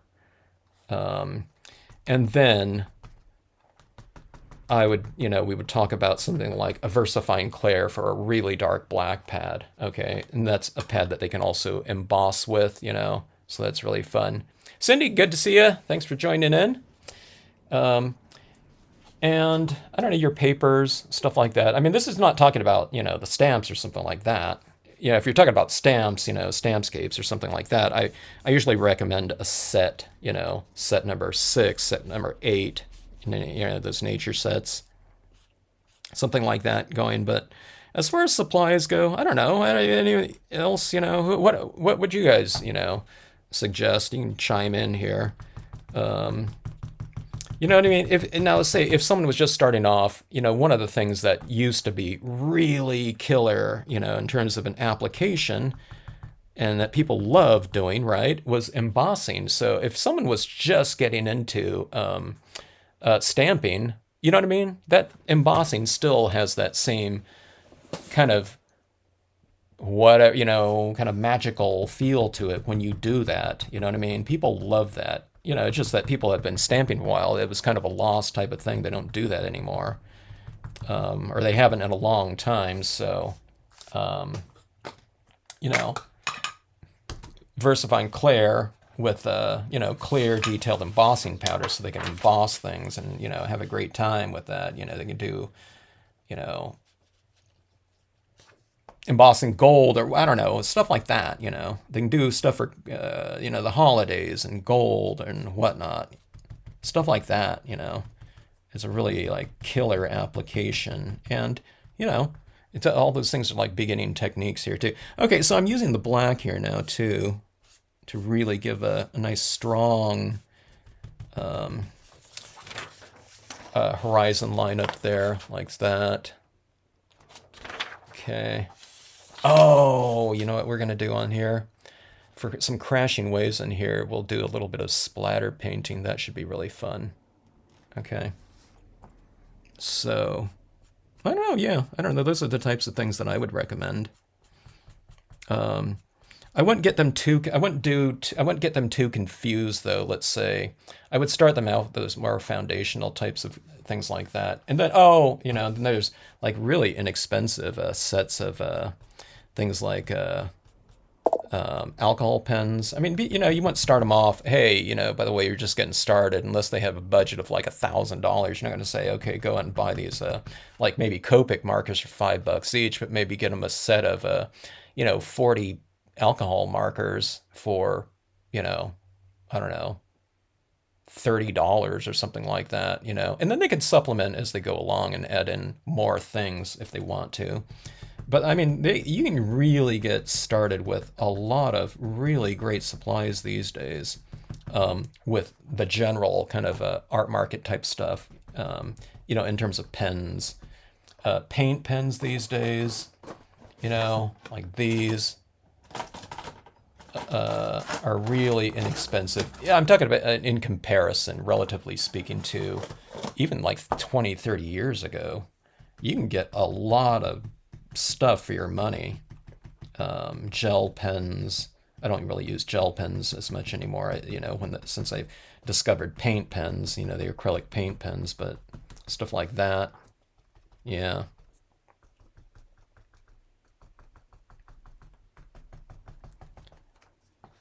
Yeah, Donna. Yeah, ink pads and markers, etc.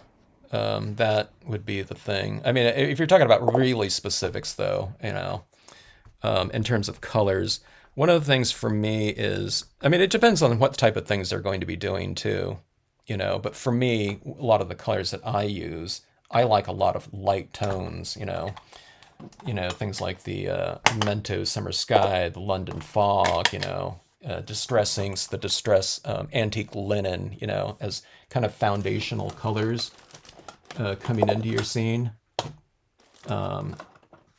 Speaking of that, antique linen, I love antique linen here.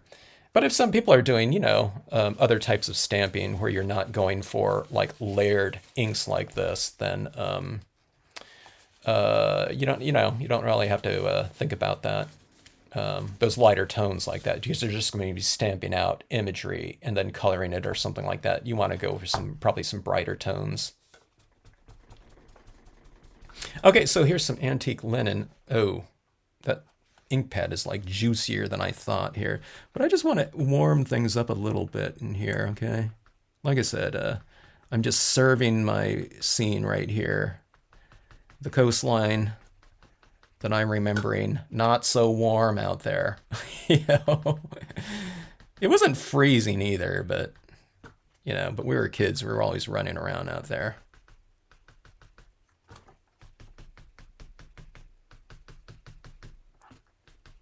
We always came back with like our feet were like covered in tar, because there was like oil derricks out, off the coast, and there was always tar on the beach.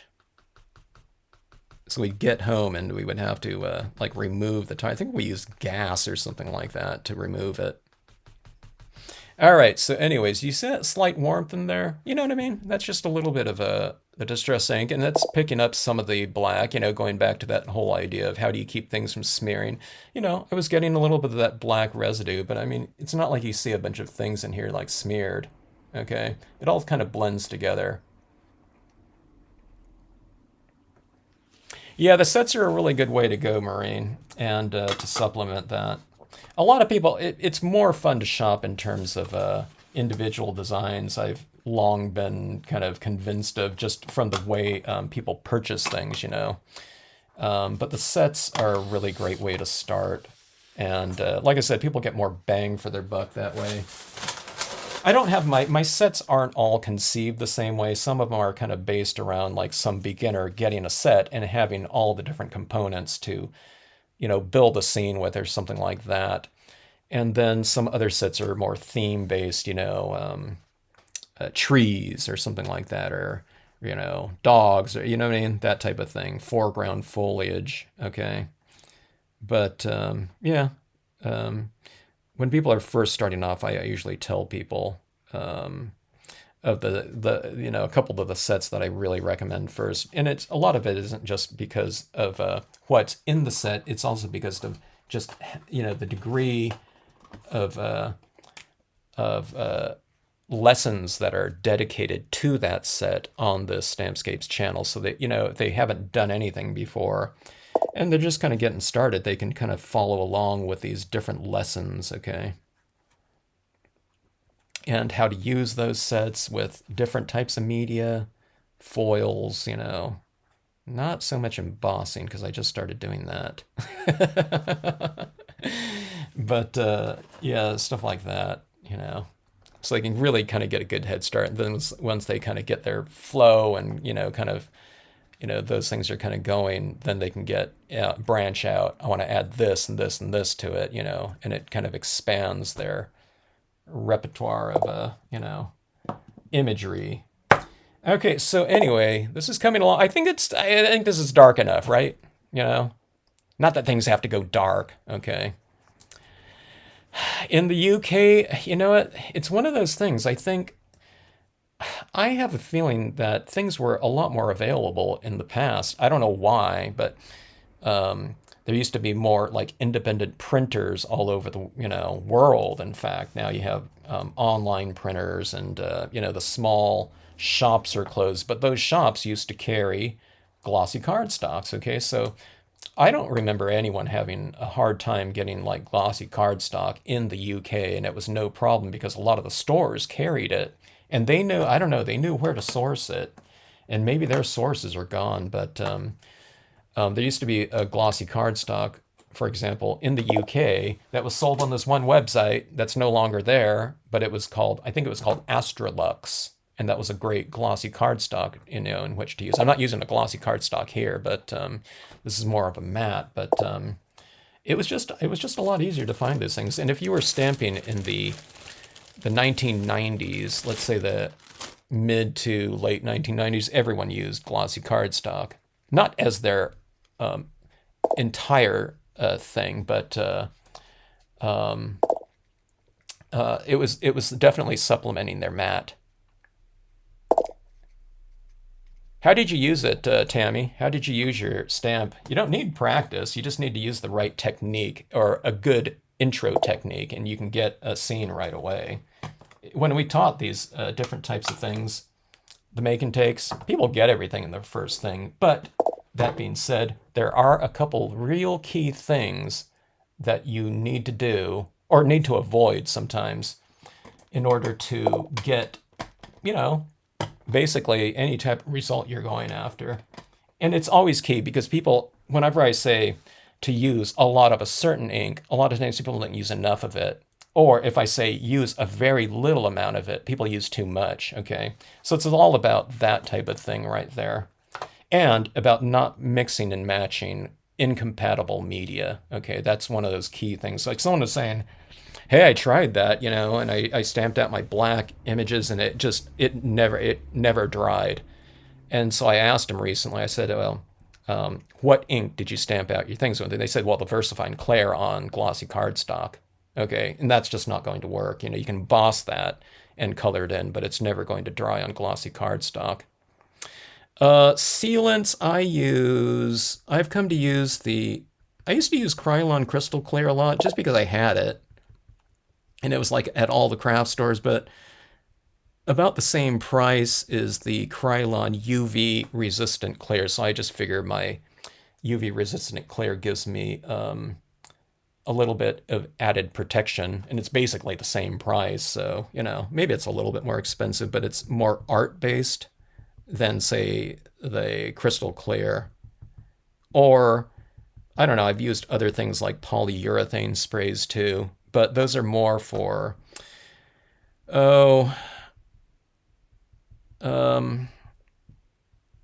like if you're going to do some kind of like outdoor furniture or something like that and you're painting something, then you can go with the polyurethane. It comes in cans like at Home Depot, but you can use that type of thing. But I use the UV resistant clear glossy the most.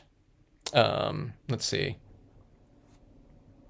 Oh, yeah, Tammy. So these are those little types of tricks here that you can employ. So really utilize your stamps, and that's one of the things I'm teaching too a lot, in this workshop or this live stream right here. It's really utilizing things to get the results that you're going after. So see these right here like that. I mean, if this was wide open, I think it would look okay, but it would look kind of bare down there, okay? Now I find that these rocks in here are a little bit too dark in this illuminated area, so I'm just going in with my white pigment ink, and I'm just adjusting it like this accordingly, okay?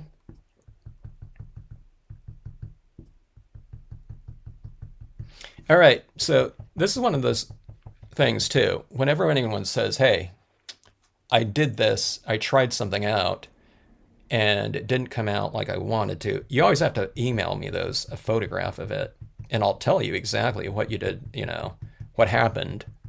You have to tell me just, kind of what media you used or something like that, if it was like a media incompatibility thing. But if it's like a finish thing, how something's not kind of finishing, and I'll tell you, I can look at something and I'll just say, oh, there's just not enough the lighter tone. Just add some of that lighter tone in there, and that'll bring it together.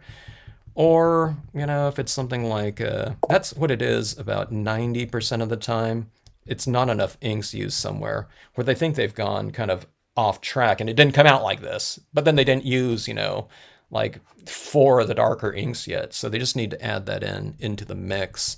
Or if there's like a big blotch of, you know, this is what this looks like right here. Okay, this is what happens when I say use a small amount of ink. And if it's like this fogging technique, it's this that they get, you know, instead of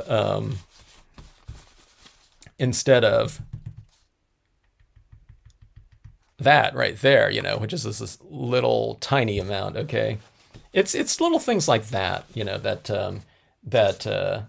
make a world of difference in terms of the ease of use. Okay, use a lot of ink, like at the base layer of these tones like this, so that you can layer in additional tones at the top of it, really nice and smoothly. Okay, and see, I've retained some white area down here so that this goes in here nice and gracefully, and it doesn't stand out. So if this was like super dark, this would really stand out. And then, you know, I might not use it. Okay. All right. Let's see. Did anyone ask for anything else? Oh, I'll be adding some more workshops here. I think my son just got out of school, so I needed to find out his schedule. So I haven't been adding too many in there, but I've been doing like workshop weekends like once a month, but I'll be doing like more like 2 and about 4 different workshops, probably a weekend or something like that. I just taught a foils class this past week, and that was a blast. Or what was it? Was that yesterday? It was yesterday. Time flies when you're having fun. Okay, paper towel seems to leave tiny dots.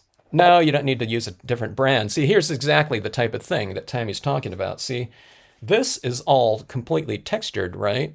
Like this, okay? And I'm going to get that texture if I just ink up like this, okay? So this is a perfect little thing like this. That's a good point, okay? So I'm going like this, and I see all of that texture on there. I'm getting the pattern of my paper towel, right? So what you do is you go like this, any paper towel. If you go like this now, okay, right? Now, you go like that, and you're just getting a tone, right? So you've smashed down this, and you've made it softer, okay? Now, I think you can do that with your paper. I don't know what paper towels you're using, Tammy, but I would think that would do it right there. You know, it takes you a couple seconds. But see, those are the little types of tips that I do get questions of, and it's completely understood because people aren't used to priming their applicators, okay, that they're used to using, okay? But like a paper towel, you know, use that. Use an old, if you have an old rag, like an old, I always tell people this, but I haven't used it yet, but like an old t-shirt, like cotton t-shirt that's really super soft that you are tossing out, that I think would be the ideal applicator of all time, just because it's not going to be nice and absorbent and super soft, okay? All right. So going in here with my cloud right here. Look at that light and how soft that cloud now looks, okay? I think it looked okay before, but this looks really soft and billowy and airy, okay? Like that. Try that paper towel trick, yeah. Really blot it off like that. Amazon wish list type of thing so that I would get a better idea of what to get. Let me see. I don't know. I guess so. You know, I do have the, one of the things that I do have on the website, have you checked the information section of the Stampscapes website? I have a off-site accessories link page, and it, you know, goes into inks, paper, paint pens. It's everything that I use, okay? Or that I'm using at the time. Things change too. You know, it's like, oh, hey, Kevin, you said you use these pens. Well, sometimes, you know, I have a link to like gel pens, but then I find out that paint pens, you know, are now available and work better. So I switch it off to that, you know, so, you know, you don't want to say, you know, something's like absolutely definitive and it's never going to change on there. So, you know what I mean? I change things up, or certain types of papers. Oh, that paper manufacturer is not even in business anymore or something like that. I had this white paint pen, like the Meowsons, okay? They were nice and cheap. There was 6 of them in a pack, but it's like, oh, okay, that manufacturer's like gone now or something like that. So I needed to change that. So I'll change it to another thing. I'm not manipulating. These are the things that I'm using, okay, that I find work really good. But that's on the website now. But if someone was like, say, okay, someone's just starting off, okay, and they had a certain budget, you can feel free to tell me, and I'll say, okay, get these. These are the things that I would do, okay. And again, it's coming from my perspective of how I would use them, though. If people are going to be doing different things, then with it, maybe not, so much. Or certain things would change, but I don't know. What are some Marvies? No, Marvies. You would just go to Uchida.com, Uchida, and then ideally, if you go to the Uchida website, what you want to do is you want to kind of have a pretty good idea of the things you want, so you can take advantage of like that 30% initial offer for signing up on their like mailing list. And then it's like 30% off the entire order, okay? And you can get like set up, and if you have those re-inkers, of certain colors, they're going to really last you a really long time. You probably won't need to order them again. All right, so I'm masking off here. Remember how I masked off this bottom portion to get a darker kind of horizon line right here? Now I'm masking off the top so I can get this kind of like frosty, kind of billowy cloud area right here. Just, it's just kind of particular to this scene just because it happens to be lighter right there in the clouds. Not all scenes are going to be done this way. I'm just doing it with how the clouds happen to stamp out on this one. I had a little bit of an area up there that was kind of rough, so I'm just kind of toning it all out. I'm just kind of eradicating it with like a lot of white ink. Okay, so this gets rid of a lot of my kind of little subtle blunders that happen. All right, so you go like that. I don't know if you can see it. Let's go a little bit more here. See, I'm tapping this a lot of times because I'm utilizing a drier version of that white ink, like that, as opposed to going with a big blob of it, And when you do it that way, it's just it kind of develops a lot slower. So I get a little bit more of a range of those blues here too. See that right there? The old paper towel smashing technique. Yes. All right, one of you in this video, what I want you to do is grab a bunch of these paper towels and prime them all like this, okay? Get all different sides of them, and then put like 10 of these in a pack for stampers, and call that the the miracle blending towelettes. How about that? You can be the you can start a new business together like that. I joke about these things, but I've seen like that type of thing done before once in a while over the years, with certain things. All right, now here's the thing too. See, I'm kind of picking up some of that blue on here. You know what I mean? I thought, it's getting a little bit blue in there. So, just be aware of that. It happens, all right?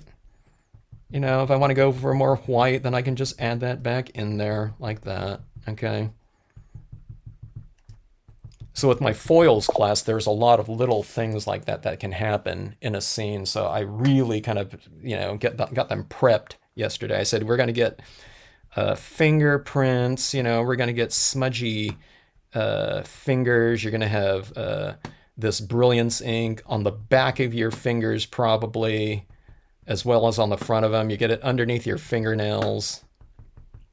The kind of weird thing about that is I did more foil stamping yesterday in one session than I ever have, and my hands were like cleaner than they usually are after I do like one scene, so I don't know what happened there. Okay, so anyway, that is that. everything's real kind of, mellow in here and whatnot, right? Um,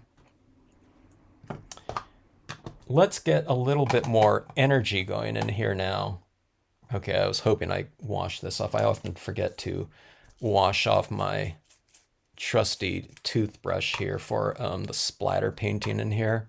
But I think this would be really good because like around tide pools, you have like these crashing waves happening in here. So I'll put some of these little splashing little areas maybe behind some of these rocks, and especially like right in here, right down in here. And I think it'll give the scene a little bit more energy in these areas, having that kind of splatter painted thing. If you have a white paint pen, you can always add little dots like this, okay? You get a little bit more variation with kind of an unpredictable spray pattern, you know? And it happened. Hey, I have a video out there just on splatter painting, okay? A lot of people haven't done this since like kindergarten, okay? Including me, when I first started doing this.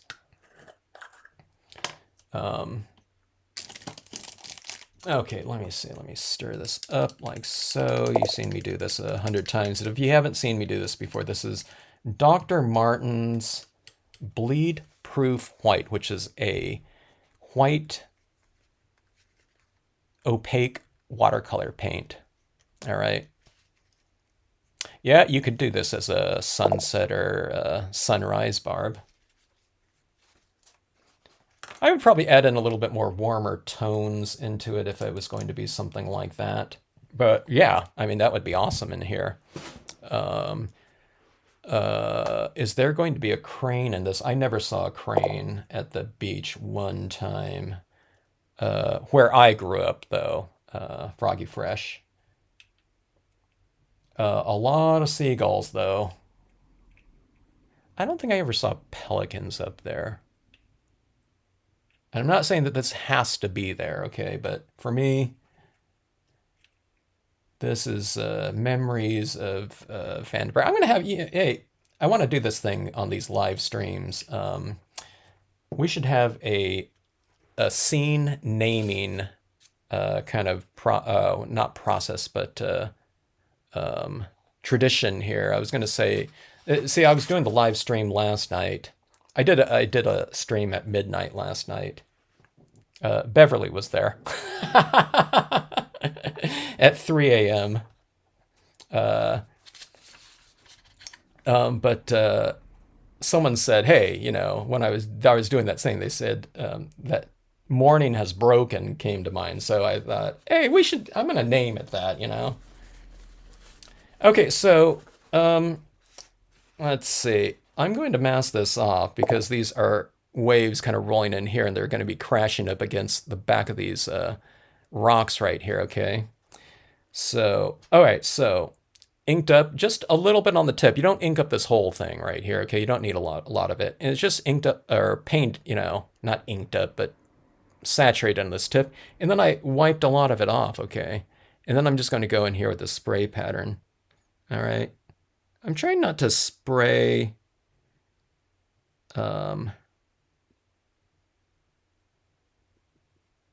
what was I saying here? I'm trying not to spray. Okay, I'm trying not to give this an overall kind of spray. I'm trying to target it right down here, which isn't always easy to do. Sometimes I go like this, and it splatters right here. Sometimes I go like this, and it's splattering back here. I don't know why. I don't have a lot of control over this. But the closer I get to the paper like this, I mean, it's more targeted, okay? I'm having to angle this a little bit more like this. Let me see if I can get in here for you guys to see.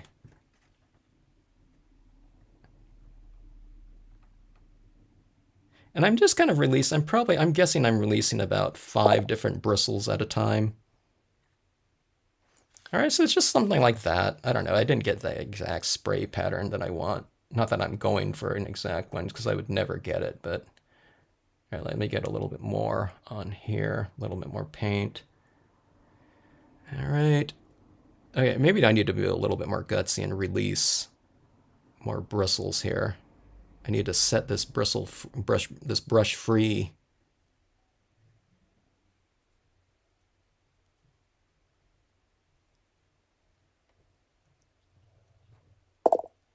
All right, there. Yeah, kind of like, see that right there?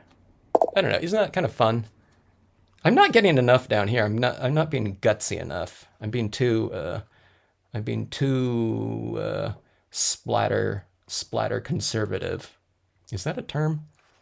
Okay, let me see here.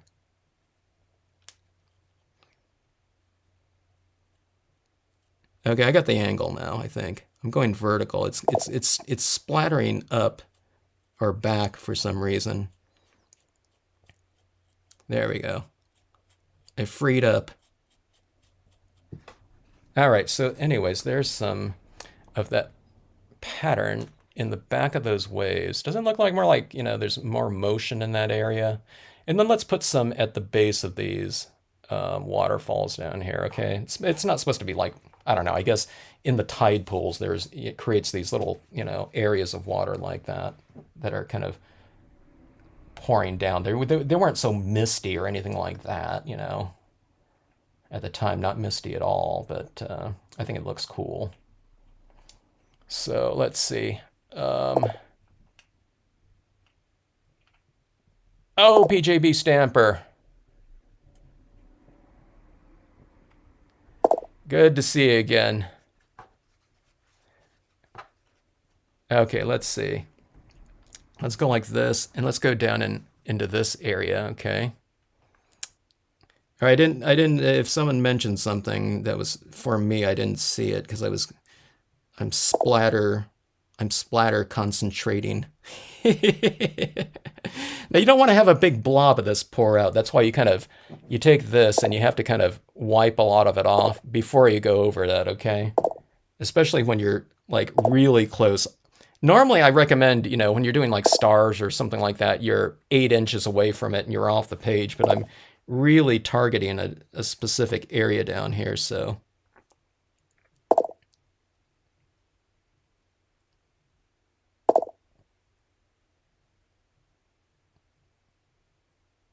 All right, let's see. Let's go like that. I think that's enough. Is it? Let's see here. Yeah, that looks pretty good. Maybe a little bit more right here. I think that looks pretty cool. It kind of gives motion to those areas, doesn't it?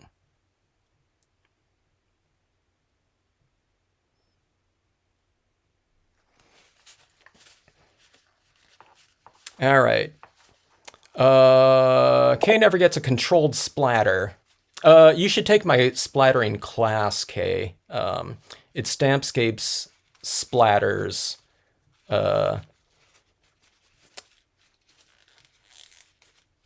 Two.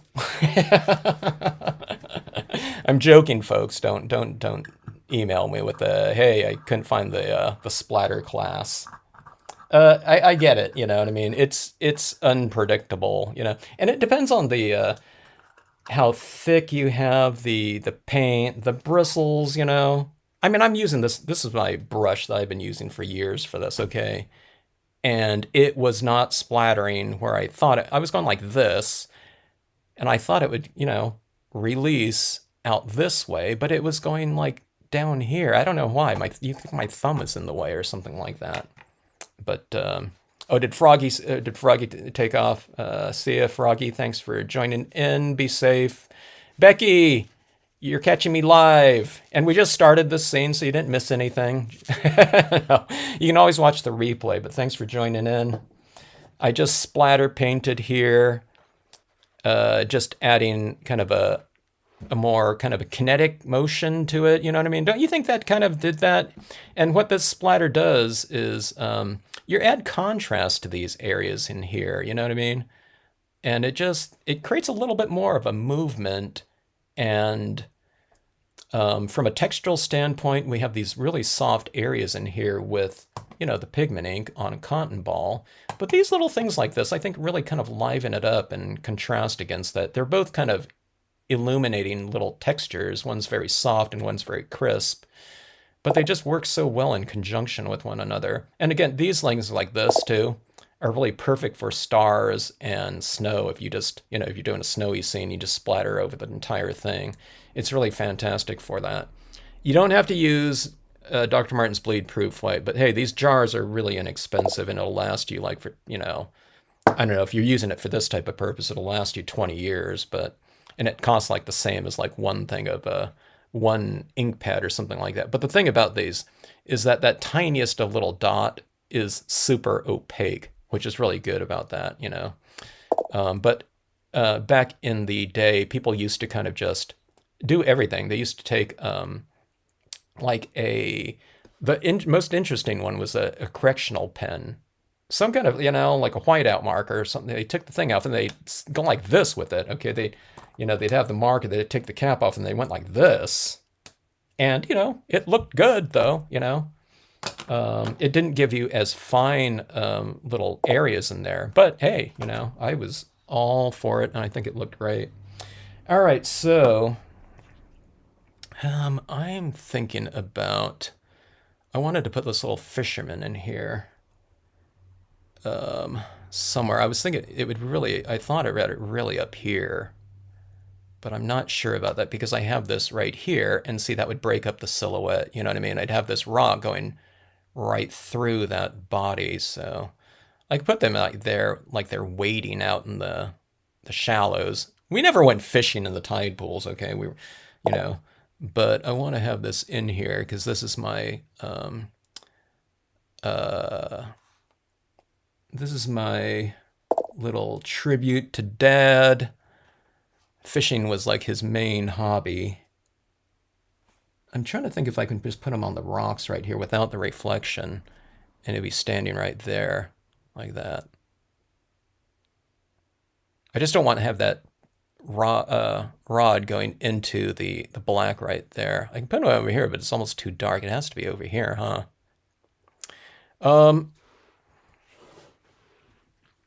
Let's see here. Froggy has gone to a shelter. Oh my gosh. That is so crazy. That's one thing that we don't have to worry about out here. Knock on wood, we haven't had an earthquake in a while. But, yeah. Oh my gosh. Okay, so I'm going to put this little figure, I'm going to try to put this figure right on that rock. Okay, so how about the VersaFine Claire, maybe?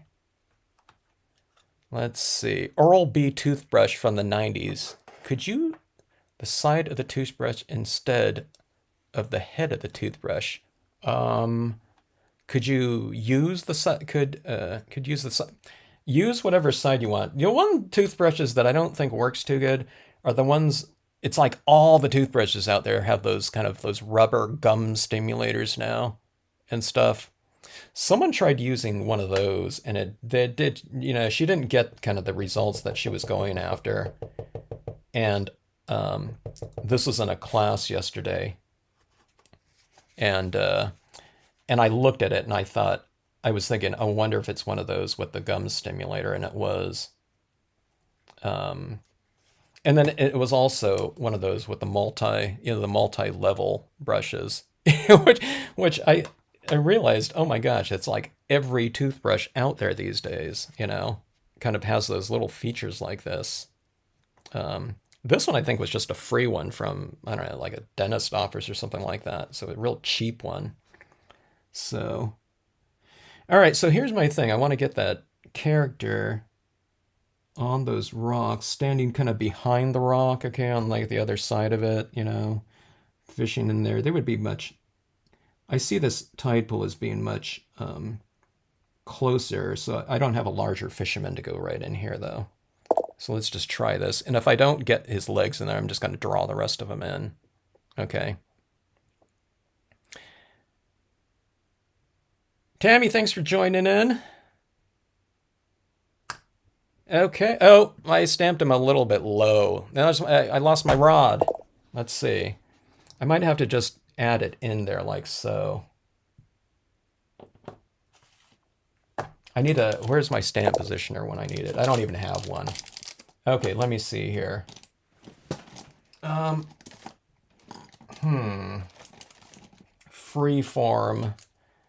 Freeform rod creation. This kind of just blended right in with this rock right here, but I'm going to put this like this.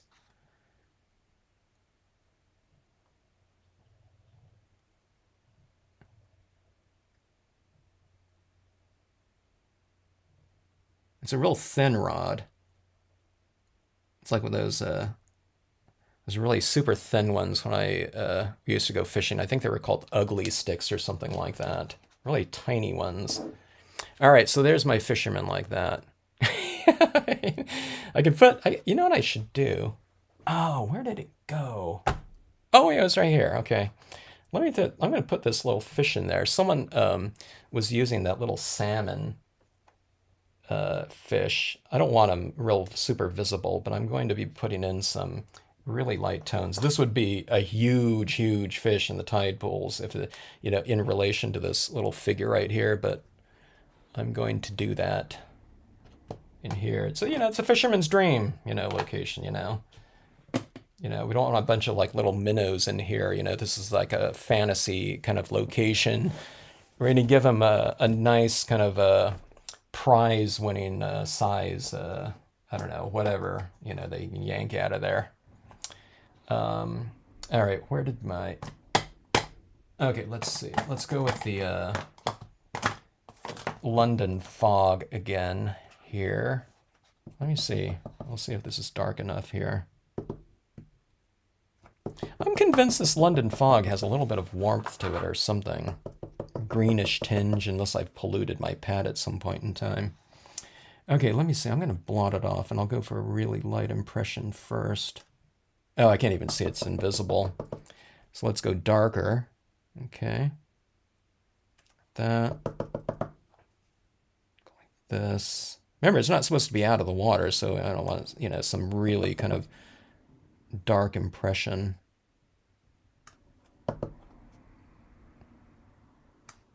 All right, so it goes something like that. You see those right down there? It's like, Dad, drop your line in right there, you know? All right. Does anyone here fish? All sunglasses are polarized now, but it was like that was the big thing, like back in the, what was it, the 70s or early 80s, you know, polarized lenses, you know, to cut out the glare. All right, so you can see this little fish in here. All right, did anyone come up with a title for this piece? You know, this is a viewer titled channel now.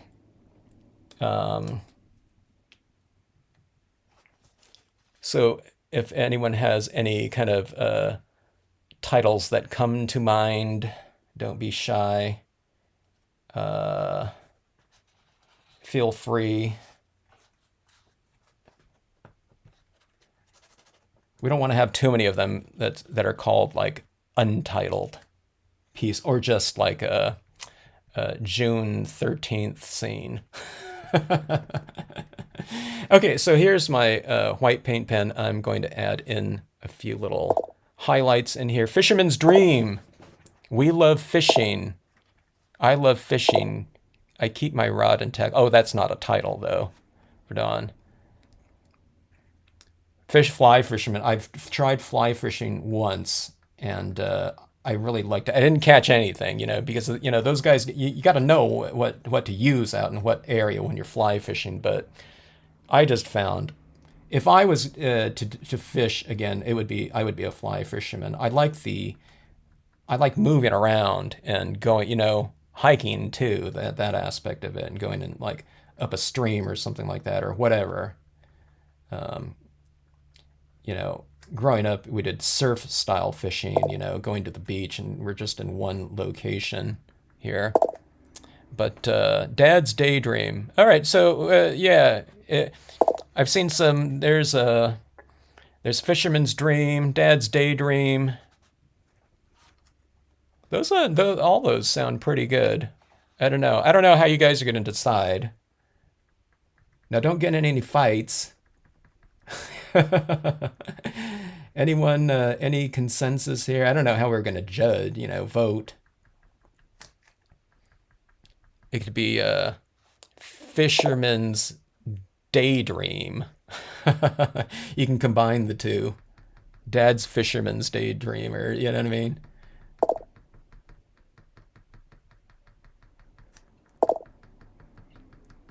Let's see. Oh, hello, Annie. I was just talking about your toothbrush.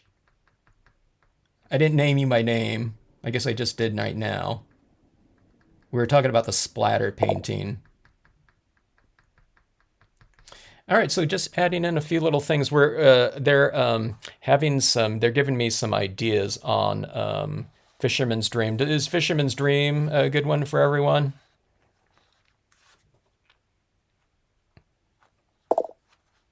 Sounds like as good a thing as any, you know. Good night, Maureen. Thanks for joining in. Evening Catch. That's a pretty good one, too.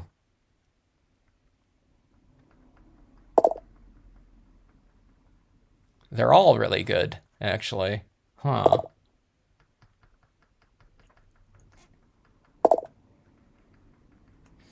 Adding these little sparkles like this. Okay, so we're going to add a little bit of a sparkle on the water. Looks like Fisherman's Dream kind of is resonating with people.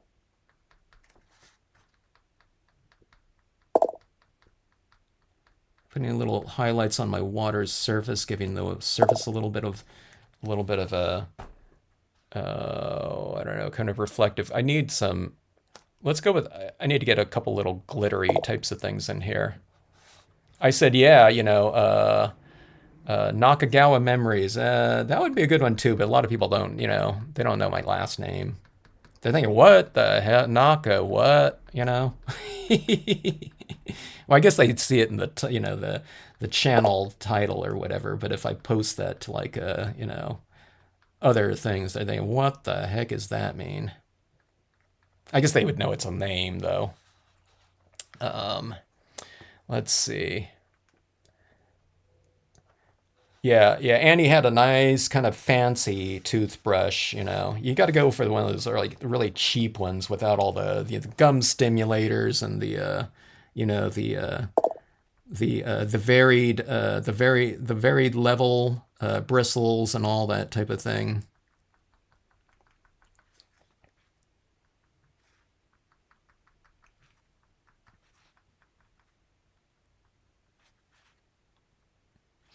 All right, so I'm adding on these little tiny highlights here and there. I don't know, I think it brings the surface to life too. And this is a really perfect place for little highlights in our water too.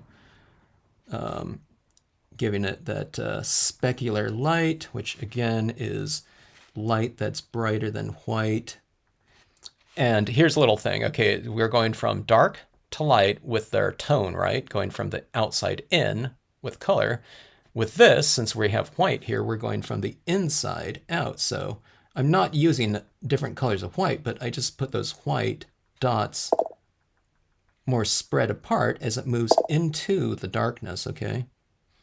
I have this little area in here that I kind of, I don't know, I smeared something, so I'm just going and kind of, you can just mark it out with the white here if you want to. All right, so I don't know. I don't want to make this look overly busy in here, like crawling with all these little dots or something like that. But there we have that at eye's distance. So, I mean, you see all these little dots everywhere like that, and that looks kind of crazy busy, right? But, I mean, this would be like, I have this zoomed in as if we were looking at this scene from like, you know, you have it up to your face like 8 inches away or something like that. You know, people would look at, you know, they would be holding a card out like that. You know what I mean? So it's not so kind of like nuts going on like that. Father's Day Getaway. That was not too bad either. Dad and Me by the Sea. Ooh, that one's a good one too. Huh. Oh, the hospital, huh, Annie? Yeah. That might work. Unless the cheap ones now are, you know, whatever, you know, kind of fancier. I like these little fish down here. You like these? Because that's what you see kind of darting around in those pools down there. So did you see how I did that though with the fish? I stamped it so light you couldn't even see it. You know what I mean? So then you just go a little bit darker and then you can just do that accordingly like that. And I think that, you know, I think that little kelp looks like it's underwater. So you just stamp it, you know, fairly light. And if I couldn't see it at all after I added all these things in here, you can always just stamp it again right over the top of it, okay? All right. Oh, ask Jeannie. We have the Dr. Martin's expert here in Jeannie. I think I asked you before, Jeannie, but how many bottles of Dr. Martin's do you go? Jeannie use like paints with the Dr. Martin's too. You know, I splatter paint with it. You know, kind of minimally, but Jeannie goes for like boombastic textures and you know, full on, you know, almost it's like half I don't know. I don't know if it's half. It seems like, you know, your things could be like 60% painting and 40% like stamping technique or something like that, you know. Yeah. Dad's whale of a day. We're getting rolling on these names here. They're all pretty cool. I like this naming convention format here. Annie, it's it's it's a viewer name title live stream channel now. I'm leaving it up to everyone to come up with the names for these pieces here. All right, so let's see. I think that is it. All right.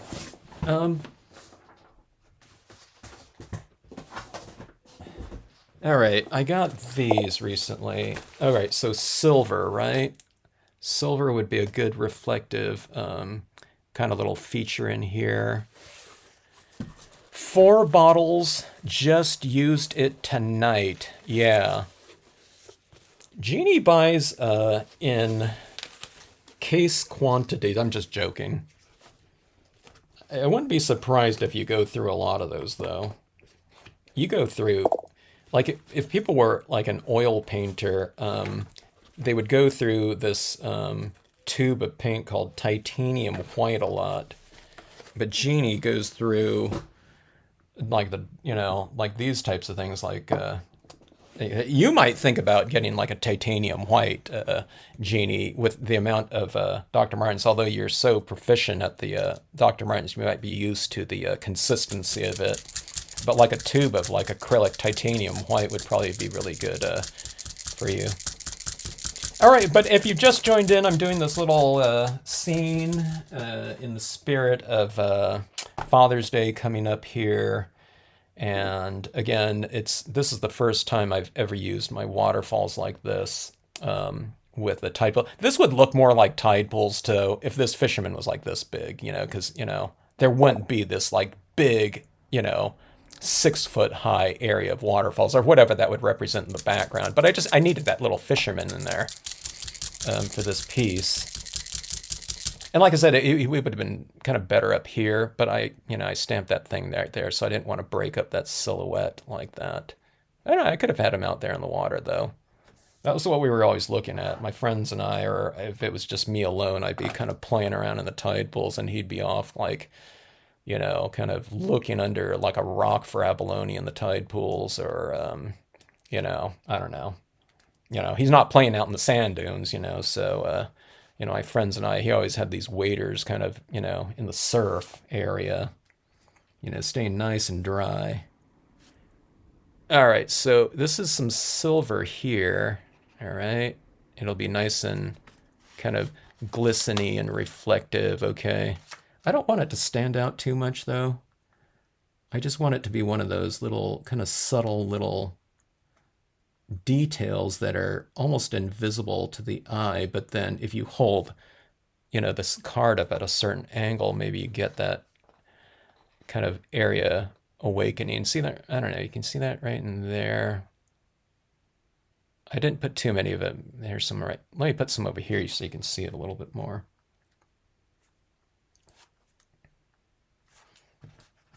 Okay, so here, like that. See that? Those ones like over there kind of blend into the background a little bit, but then when they catch the light, you know, it kind of sparkles. And I'll kind of incorporate the Dr. Martens splashing over here with some of the silver too. Okay, I think that'll be a pretty good use of this pen.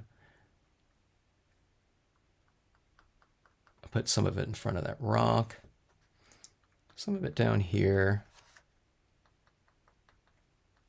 this. All right, and let's see here.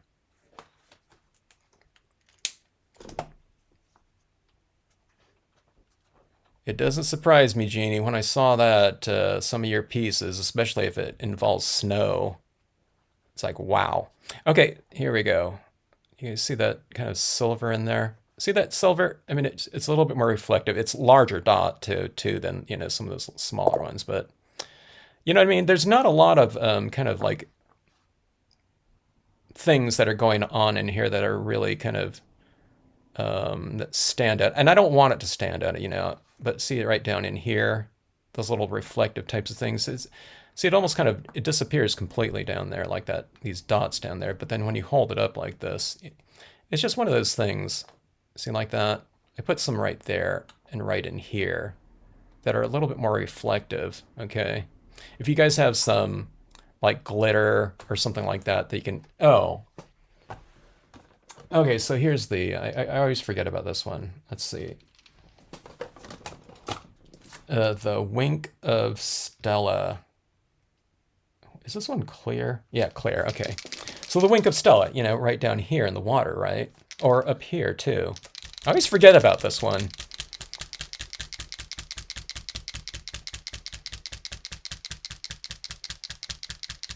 Yeah, PJB Stamper, you gotta, those toothbrushes are gold now, you know?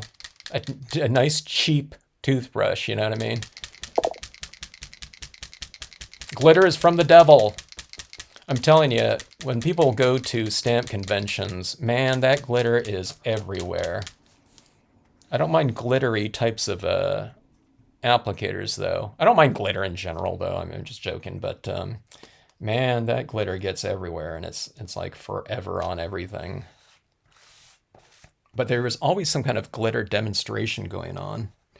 All right, so this is your Wink of Stella, and I'm going to put this down. Now, talk about something that's absolutely invisible until you get that kind of reflection, you know, shining off of it. I don't know if I can see this at all. Let's see. Yeah, there you go. See that like that? So, yeah, you see it right in here? Okay, I can use a little bit more. So it just looks like a, you know, if you add this down there, it looks like a snail has crawled across your card. No. Like that. See that right there? It's just something kind of a little bit subtle. It's slightly more reflective in here now, right? Okay, see that? Like that. It's kind of bringing that area to life. I mean, it contrasts against that area up there that's completely matte.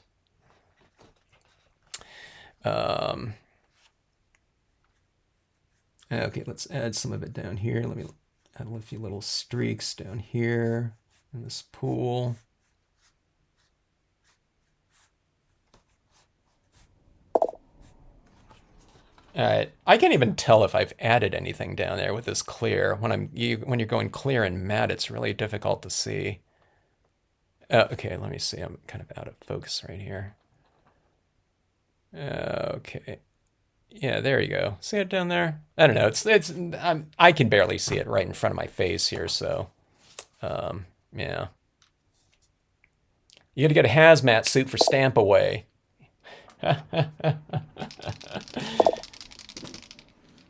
Let me see here. Are you supposed to squeeze these pens, or is it supposed to just keep flowing? I didn't know. Okay, yeah, I think I need to squeeze in there a little bit more. Okay, there we go. I didn't know about that squeeze feature.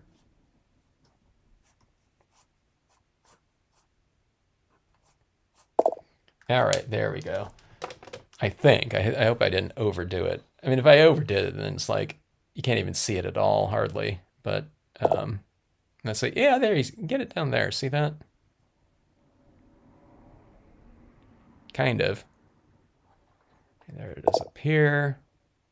Yeah, that little area is kind of coming to life a little. I think that that would be perfect, especially like in a moonlit scene, you know, the Wink of Stella there. So there was like, yeah, there was like a like a snail race that went across this card that way, from edge to edge. And you notice I was doing it from the kind of inside out, kind of flicking it like that to hopefully get that kind of tapered edge going into kind of the darker area. I'm just roughly, I mean, not everywhere, right around here. I was just kind of going in there because I couldn't see anything. So, yeah. All right, let's see here.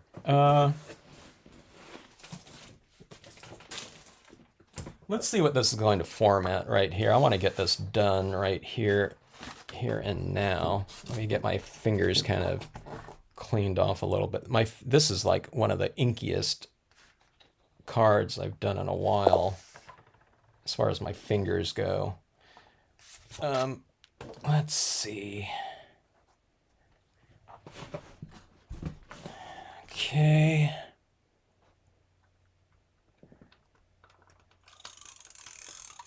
My first, I don't know if I've done tide pools before. I think it was Diana, though. I'm glad you like the card. It's fun to do. I always like, as I mentioned at the beginning of this video, I always like it when I see something new being done with my stamps. It could be me or someone else. Doesn't have to be me, but I always like different kind of interpretations of the designs. Well, I like seeing all of them, but it's just, it's interesting to see kind of a new thing. A lot of times it's not me too. It's someone else that's using the stamp in a way that I haven't seen before. Okay. There's a lot of creativity out there by everyone. Okay, so I've given it this little tiny thin border. I often do this little thin white border because it kind of mimics the dimensions of those little dots. I usually have stars or something like that everywhere. I use the white paint pen. All right. So I'm just eyeballing this. It's not always straight as I'd like, but it's straight enough. Okay, so going like this here, and then of course this is your, your bookmarks right here. All right. Actually, I'm going to put this on my scrap paper. All right, and let's go like this here.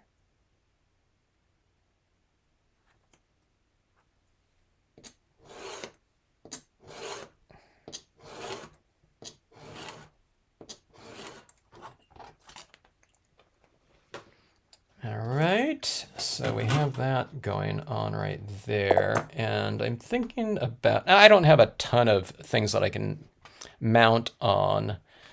The Star Dream Lapis Lazuli is a choice, but I have a lot of my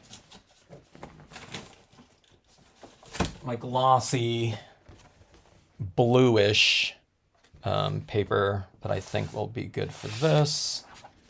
Like this right here. Okay, how's that look? Like about like that maybe, and about a 1/4 inch border maybe or so. Now, I mean, I should probably spray seal this first. Now, on this type of paper, I don't need to seal it. All this media is set, but spray sealing is always a good idea before you kind of mount it. But let's just get it mounted here. I want to do it in this video so you can see what it looked like to completion. And again, this is more of that kind of satiny, matte-ish cardstock. If it was on glossy things, the colors would be a little bit more vibrant. But you can achieve, a pretty vibrant, rich look. I mean, look at that blue up there on this, not full glossy cardstock. Okay. All right.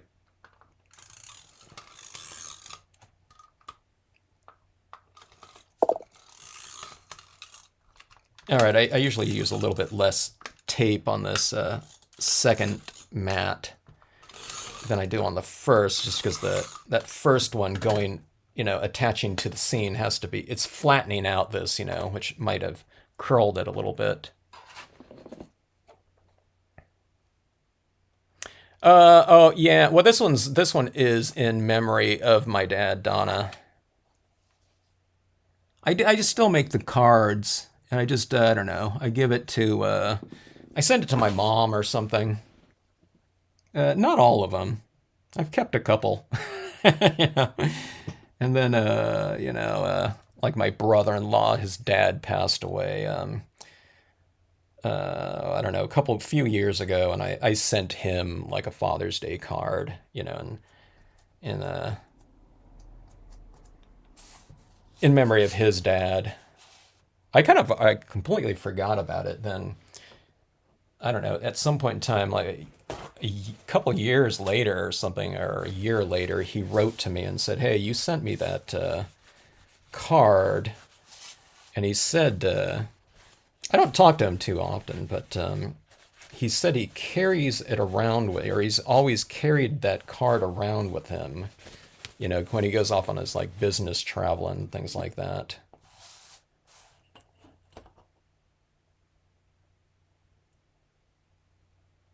Okay, so let's see.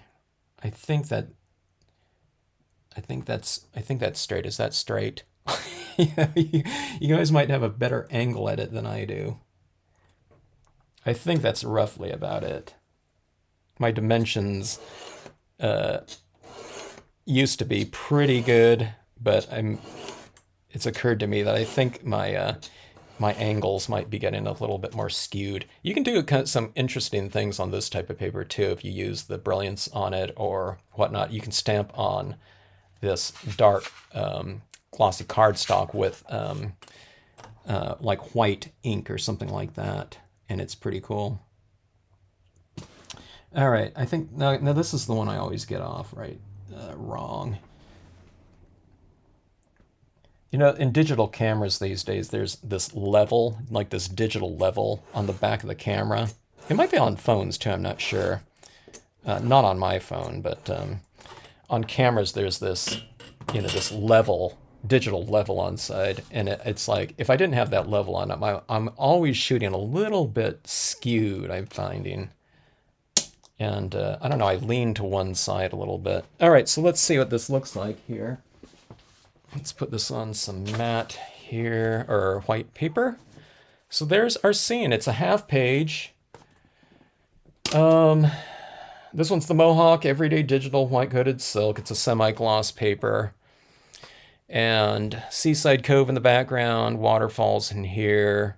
If you just kind of logged on, one of the things I did to create kind of this, kind of look of stuff underwater is I took one of the stamps, one of the rock stamps right here, and I've stamped it in really light tones in here. And then I've taken like this stamp right here and stamped it in a lighter kind of muted shade in here. So hopefully this looks like, stuff that's under the water. Okay, that's not always kind of easy to depict, but if you just kind of do lighter shades of, say, rocks or something like that, and then you stamp them, it looks out of place, okay, until you add in that tone over the top of it. And then I did like the wink of Stella in there, and that white pigment ink, and then it kind of blends it all together and it kind of gives it more of the illusion of something underwater. So that's one of those things. If you're stamping lakes or something like that,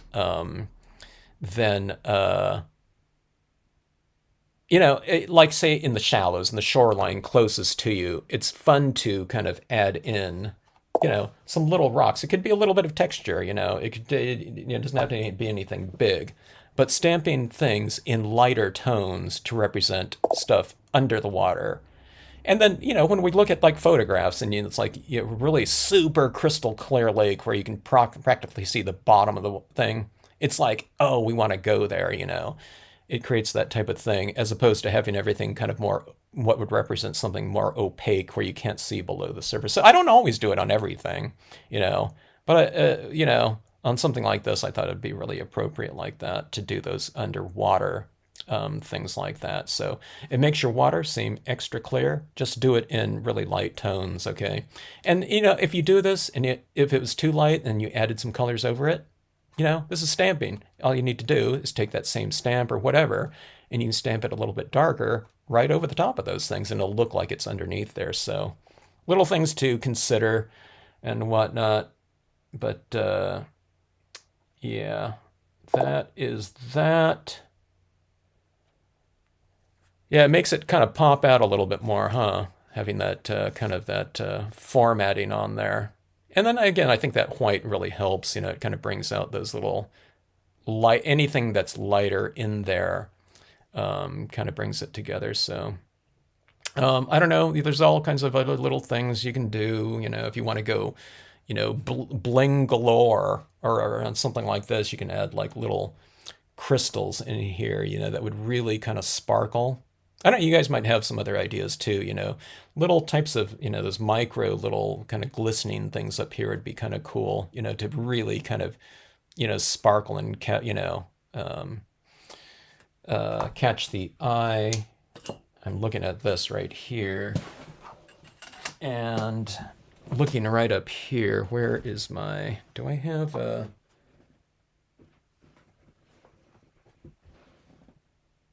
I'm looking for my gulls stamp. I thought I just had it right here. It's always right in front of my face, but I can't find it.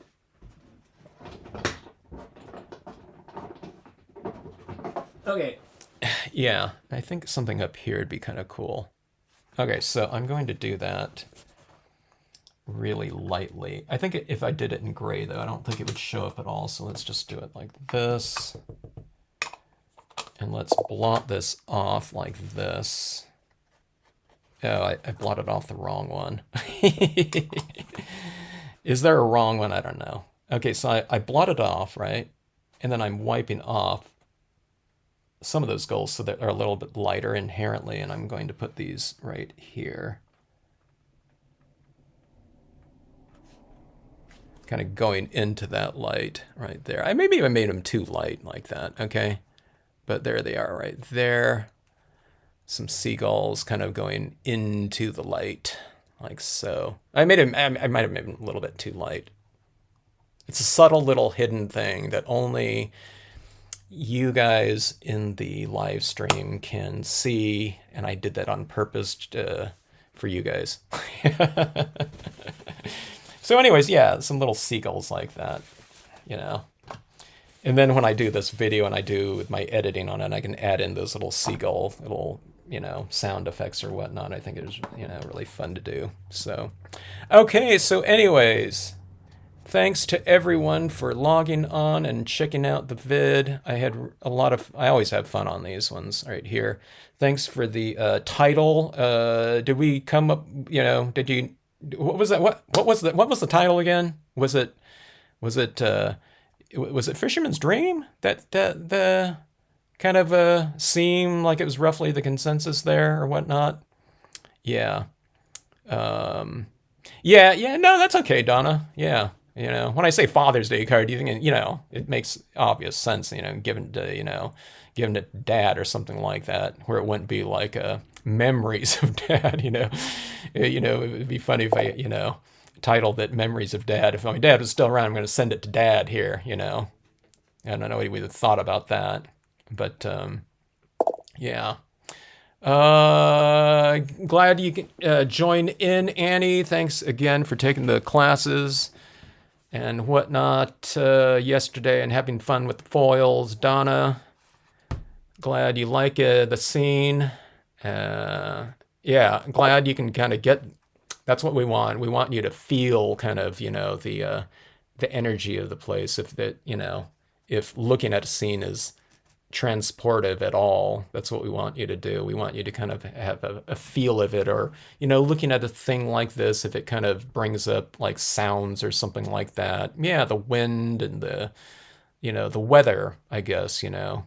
Everything's visual like this and it's two-dimensional, but if it's a little bit transportive, that's always kind of the goal with the pieces that I'm doing. I always want to make things, you know, somewhat, you know, evocative in terms of the other senses. So hopefully it, I don't know, it evokes, certain types of other, I don't know, triggers other, other parts of our senses, at least on a subconscious level or whatnot. So, yeah.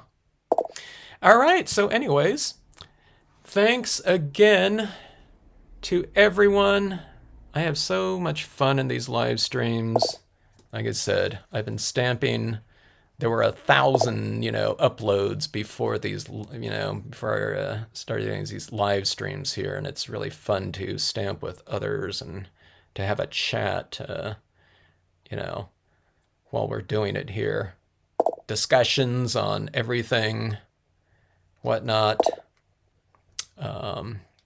Yeah, everything stamping and other. So, yeah. Cheryl, Annie, Terry, Jeannie, Dawn, Diana, and everyone else that are watching in the background, thanks so much for logging on and checking out the live. Much for joining in. Great seeing you all. Have a great rest of evening or morning or whatever time it is for you.